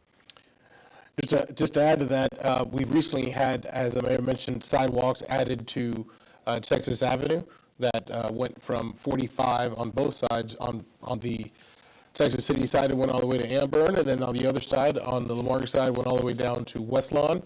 There are discussions about continuing those sidewalks repairs that need to occur all the way down to State Highway 3. But we are excited to announce that we also will be getting new sidewalks all the way down Main Street. That'll stem from 45 all the way down to Highway 3. And our latest announcement that we will be the first leg of the Emancipation Trail, a 6 to 10 foot wide walking and or biking path that will go from Texas Avenue on State Highway 3 all the way down to Main Street. So we will be the first leg of that, and we're excited to add to that. And with that, more plans for more bike lanes and other transportation. We also are working with our Gulf Coast Transit District to look and see how the ever-changing needs of the community, how those fall in line with what the needs are now. The old routes that were in place may not be the ones that we need. So we're looking to work with them on seeing what we can do to streamline some of those routes and make sure that we're getting to where the people need us to be. Thank you for answering one of our next questions, because it was, when are we going to get walking? When are we going to get a walking trail? When are we going to get something in that? And I think as we continue here, one of the things for my responsibility is, as we're talking about all these things, we're talking about the new homes, we're talking about all these different aspects, but really and ultimately, it's sunny in La Marque, but there are bright days ahead. And Mayor, you've talked about taxes have been lowered. You've talked about how, because of a diversified development, we have had an increased budget. We've just now recently talked about new residential growth, as well as the development on our historic side of our city. In our openings, Mr. Garcia, you talked about how La Marque is the 6th hottest community in the Houston area to move to live at, to buy homes and to invest in. Number 6, we're in the top 10. And I know you and I have talked about this in late night or early morning meetings. We don't plan on coming off of that list. We have worked with our Texas City La Marque Chamber, as well as the mayor's small business initiative, as well as looking at what we can do not only with real estate developers, what we can do with small business initiatives, what we have done with home builders, because we have just gone over 20,000 people that call La Marque home, that are residents here. And for those 20,000 and for the next 20,000, it's our responsibility to make sure that it's set up to continue to have bright days ahead, to continue to have good economic development, and even more of a diversified community, so that more jobs in different kinds of industry is the case, because it's not the La Marque of decades past. It's not where you have to drive into Houston or drive down to Galveston. We want to create jobs right here in 77568. We want to make sure that, like you said, people play, work, live here. I want them to shop here, spend their money here, celebrate their birthdays and anniversaries here, and all of the above. And so whether it is the revitalization of our downtown and also the development of the west side of our city, all of this is really the path of the days ahead. And so really I'd love to talk about really just some of those that I spewed out as far as where we're at in our presentation, in our slide, but really understanding what it means for those bright days ahead, what it means for not only the historic citizens, but the new citizens that now call La Marque home. Yeah. And so let me go back and answer a question. I believe there was a person from Painted Meadows asking about parks. There is a plot of land behind the what we call the Central Fire Station, which is also known as the West Side Fire Station, so that we won't get turned around. There's a plot of land that is dedicated to a park for the West Side. It will be right outside of the Saltgrass community. It will be a park, the first park, I believe, for the west side of our city. And so that answers that question. And there may be some even more exciting news as it relates to that area. We may have a chance to become a leader in public safety training if everything goes well, but we're not ready to make that announcement. But let me say this, a couple things before we begin to bring this horse into the barn. Going back to our Safe City initiative and our ability to address issues of crime in our community. The latest project, the latest program for our Safe City initiative is a program we entitled Eyes on La Marque. Eyes on La Marque.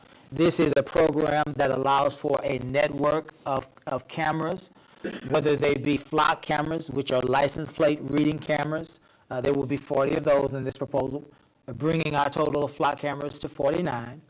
Incidentally, La Marque has been an innovator in our pursuit of flock cameras. We were one of the first cities, if not the first city, to bring flock cameras into our community. Tremendous results. League City swears by them. In their State of the City address, their mayor publicly acknowledged that the flock camera system has solved many crimes in their community. And so that will also be coupled with a network of Ring doorbell cameras that we will have for our seniors and any other person that has a Ring doorbell camera that wants to be a part of our network. But incidentally, we are going to provide 65 Ring doorbell cameras for the senior citizens of our community because we want them to be a part of this Safe City initiative as well. And these cameras, along with cameras that will be in our commercial areas, cameras that will be positioned at our facilities, all of these cameras will provide for, again, a network so that we could track any potential committers of crime in our community from the time that they have potentially committed that crime, where they go, where they turn, what vehicle they're in, even what license plate that vehicle has. And so that will cut crime tremendously for two reasons. Number one, if crimes are committed, we're going to eventually find you. Number two, now that those criminals know that they are being watched in our city, they will be skeptical of coming in, committing crimes in our city, knowing that those crimes will be captured on some sort of a surveillance system. The last murder we had, I believe I can say this, Chief Argonne. The last murder we had, I believe there possibly, I'll say that, possibly was a Ring doorbell camera somewhere around. And so that's how important it is for us to have this program. Lastly, I wanted to say this. Now working with the city manager to provide for a consultant agency to walk this community through what we call the La Marque 2050 plan. That's important because the last comprehensive study this community had was 2015. All sorts of things happened since 2015. And so in order for us to capitalize on all of the wonderful things that have happened to our community, to understand it, to understand how the community is responding to it, to understand the mission of this community, the vision of this community, we have to be led through a process that will help us to realize our strengths, realize our weaknesses, realize our opportunities, and realize our threats. We have to be put through a process that will allow us to understand where we want to be, not only 5 years from now, but where we believe this community should be 25 years from now. Now, that plan won't be as comprehensive in the 25th year as it'll be in the 5th year. But definitely we believe that our community needs a vision that we all can unite behind, and a vision that we all can move forward with. That La Marque 2050 plan will be the opportunity for every member of our community to have a voice. And so as we roll this plan out, and as we ask for volunteers, and as we hold community meetings, we want every member of our community to attend in whatever form or whatever venue, because with that, we can have a greater understanding as your elected body on where we are to go in the future, and the manager and his staff can have a better understanding from the community, those standards of accountability and those expectations our community members have. But it doesn't work unless we all take part in this La Marque 2050 plan. I have no comment. I mean, that's exactly what we're attempting to accomplish here, and we're definitely excited on having everybody register for the Eyes on La Marque program if you haven't already done so. We are hopeful that we can get a pretty good level of compliance with the program. It's unique, it is different, and one that we hope to have everybody register for here soon. I will say that as a parent of young children, the idea of La Marque 2050 makes me excited, because I have said this to staff, I've said this before, I work for the city of La Marque, but we have to build for our children, we have to build for our grandchildren. And so for us as a city to have an initiative to say, what is the vision? What are we wanting La Marque in 2050 to be? Right. And I think La Marque, if I really talk about La Marque 2053, Yeah. and that's because we were established in 1953. And so when you talk about those differences, they look very different. Because I talked to Leonard Payne about what La Marque 1953 looked like. But I also am trying every day, myself, Mr. Garcia, the mayor and council, and all of staff, to envision a 2053 of La Marque for where our children and or grandchildren would be a part of. Right. To know and understand that our school system is good, that knowing that our police and our fire department are there to make a safer city, that water is going to flow out of our sanitary sewer lines like it should, as well as clean, crisp, filtered water that comes into our homes here in La Marque. And so, the idea of La Marque 2050, Mayor, you've said it, I don't know if you said it right now, or I remember when you said it before, but you have to have a vision. Because without a clear vision, without an understanding of that, then you cannot create a plan and to know the direction to which we are going. Right. When we talk about a La Marque 2050, it's the idea of even, frankly, what we're doing right now. We're trying to get the information of what's happening, as well as receiving questions in a way that a town as small as our own doesn't really operate in. Right. It is a conscious effort to keep democracy alive, to make sure that, and we know him because he's a great counselor, but somebody like Mr. James Osteen, who is a more senior member of our city, that we're getting input from all aspects of people of La Marque. Because frankly, it's going to take all of us to get to a better La Marque in 2050, to know what that mission is, to know what those business owners would have to have. So regardless if you've called La Marque, home for decades, or if you're calling La Marque home here in 2024, the idea of what is going on for as we move forward, as we continuously display on La Marque TV, as we continue to highlight the award-winning excellent La Marque library that we do have, as well as using tools that were introduced this past year in 2023, such as Balancing Act, to put all of the power into to literally in real time have citizens place where they want money spent, what is most important to them today, so that we can go ahead and work on that and build upon that foundation for the vision of La Marque 2050. I think as we look at those different aspects, it is knowing and understanding that there are bright days ahead, but we have to think outside the box in order to get there. Because La Marque in 1953 never thought of data storage facilities. It never thought of the things that La Marque 2023 and 2024 are creating, and I would bet you that La Marque 2050 will see new innovations that we're not even thinking of necessarily of today. And that's the point, Mayor, that you were making of you have to have the vision so you understand the mission. Yeah. I have another question, if we want to jump right into there.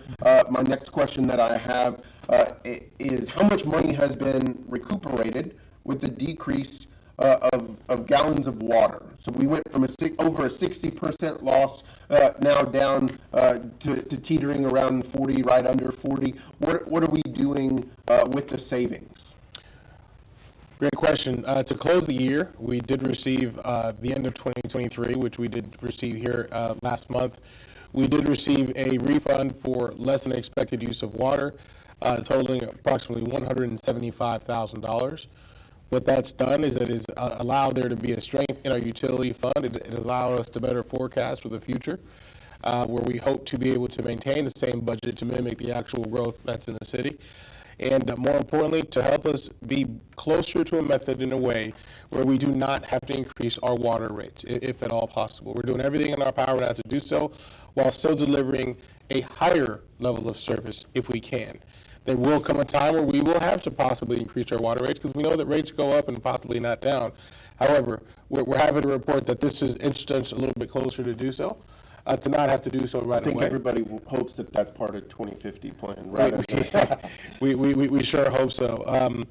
It has shown the fact that we have increased efficiencies there, and it is a testament to the fact that people reporting leaks, which wasn't being done before, but also of us getting out there to quickly repair those leaks. Yes. And from a council's perspective, we have realized those savings, and the council this past meeting started a conversation with the manager. The manager, doing his job, recommended certain things that he believes will improve our ability to deliver water and to complete projects in the infrastructure area as a whole. Council is now looking at those things from a fiscally responsible place, meaning we are inclined to make sure that our water rates are as low as possible, providing that we are as efficient as possible. In plain terms, we will not allow, nor is the manager suggesting, for some sort of spending out of a surplus of water revenue. What we will allow for and what we will advocate for is if there is a surplus and there is no good use for those surpluses, we are going to drive those water rates down.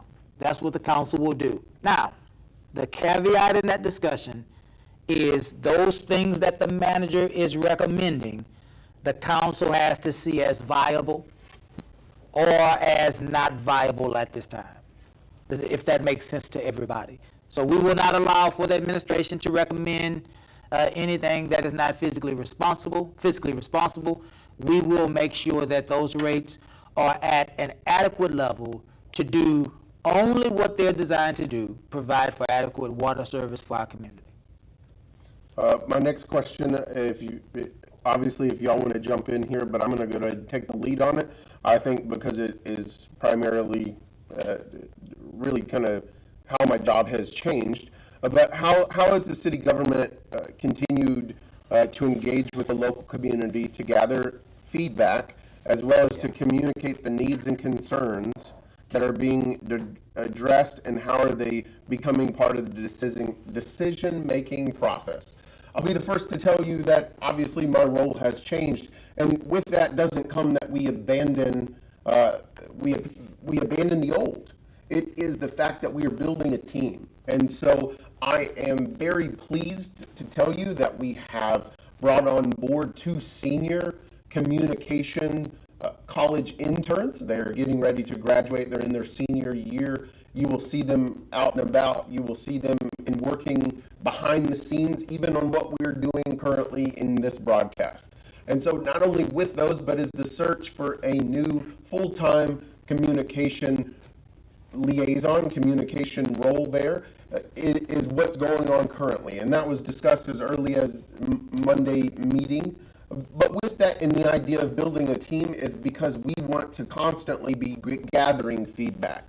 It's to put out polls for people to vote on. It's to put out questionnaires. Is continuously doing the things that we're doing right now, taking live questions as we are trying to answer and express your democratic right to your government in real time. I will tell you, as a city our size, of all the cities in Galveston County, as well as the other professionals that I've had in Texas Association of Municipal Information Officers, I live on crazy. I live on cutting edge and doing things that our city has never done, and cities in the state of Texas have never done. And so, of a small but mighty city that can communicate in real time, but also receive questions and communicate and get feedback from citizens in real time, is the importance of not only probably your city council, also your city administration, but us as staff, because we want to know how we can be better, what we can improve upon, and really how we can make a process improvement that makes, let's be honest, our day-to-day jobs easier. Because if I want to write everything out versus using something to type it out, I will tell you that I can type faster than I can write. And that's just in 2024, but it is important for us to have that two-way lane of communication between us and the public. JB, you mentioned surveys, you mentioned questionnaires, you mentioned certain things. Obviously, we constantly have focus groups. We've got La Marque TV, we've got a new revamped website, we've got an app, we've got social media. You've got Inside La Marque, you've got Shine On, you've got our quarterly news report, you've got Request Tracker, and often things that, even though going back to the tiny but mighty moniker, we're often imitated, but they can never be duplicated. And I think it's an effort to what we do. It's an effort of what we do. We don't want to make sure that you feel heard, but that you are heard. And that's something that we will continue to strive on, so whatever method it takes. So from a council perspective, several things. This council has continued the practice of allowing for requests for hearings in our regular meeting online. Many councils have done away with the practice of people participating online. This council has repeatedly directed Ms. Nance to continue the process of allowing for our community members to engage with us even from their homes. This council, the previous council to this one, had more budget workshops than any other council. More budget workshops than any other council at any time. Previous council to this one had more public hearings on the tax rate and more public hearings on the budget than any other council has ever had. This council, well, the previous council to this one, has had more town hall meetings. This is factual information. More listening sessions than any other council in our history. This council has continued to advocate, previous councils, with the idea of a request tracker program, another way for us to continue to engage with our community. Volunteer fairs, this council has provided for. And in the future, I believe next month, we will have a municipal fair and a municipal academy so that we can continue to engage with our community. JB said it in this question. This council and the council previous to this, the first council that provided for a State of the City address within our own city. Because we want not only to give you as much information as we have, but we also want to hear from you as much as we possibly can. So those are some things that we've, as a council, we've pushed, we've advocated for, so that we can continue to make sure those lines of communication stay open. Absolutely. Gentlemen, you said it, the first, State of the City that we did, and obviously each year that I have been here, we've tried for it to be Different better. formats. We wanted to try different formats to make sure that we, again, can take questions, that we can be engaging on a regular basis. And it is also my responsibility to talk about how long we've been talking. And so obviously I don't want to continue with all of this, but it is important for us to come to close in some way, shape, or form. And I think that we've talked about where we're going in infrastructure, how we're making our city safer, our streets better, less potholes, more drainage, less crime, more ways for us to move around our city. All of that is envisioning a future, like we were saying, of a La Marque of 2050, to have sustainable infrastructure and transportation. We talked about new business development, whether that is new residents coming in that want to start their first business, or La Marque, people who have lived here for a while and inaccurately want to call La Marque home, but also let it be a home for how they raise their children, how they raise a business, and all of the above. But I did want to obviously keep us on time and keep us on track as well as we get to close, so that we can have closing remarks from both sides of you as we continue on. Again, we want to, first and foremost, we want to thank Mr. J.B. Pritchard for moderating this discussion today. It's a very important discussion because it involves our future. La Marque has seen our time of dark days and disillusion. We are well aware of that. But today, La Marque is in a better position than we were last year. This past year, we were able to provide for major infrastructure improvements. We just spoke about Mary and Melody Lane, and we spoke about the major water line that was installed in front of the CVS pharmacy on 1765 that will lend itself to more and improved flow and pressure capacity for the east side. La Marque has also endeavored to be a little bit safer this year. Crime is down in this year 35%. La Marque is stronger.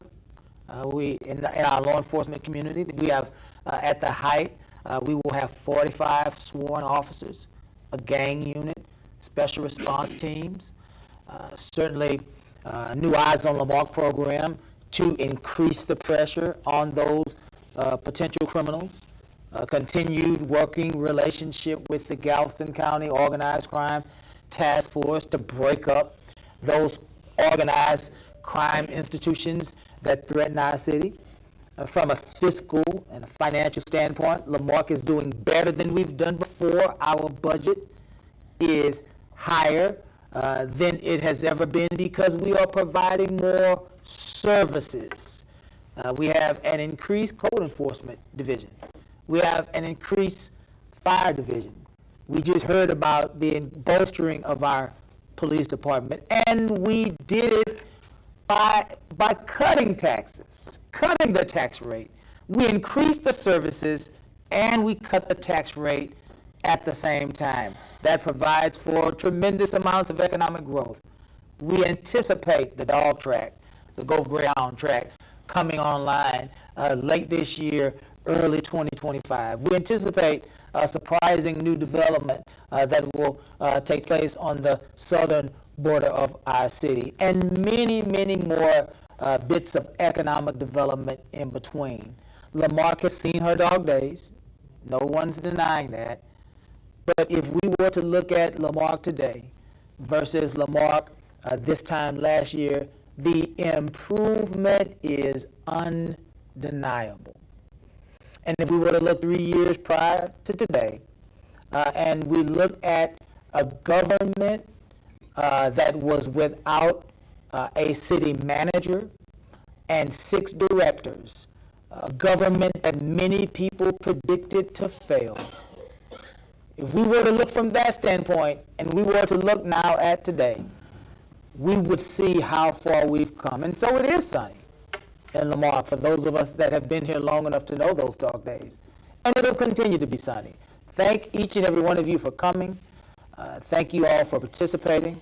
I solicit, as a member of your council, your prayers and your well wishes as we continue to represent you, moving our city forward.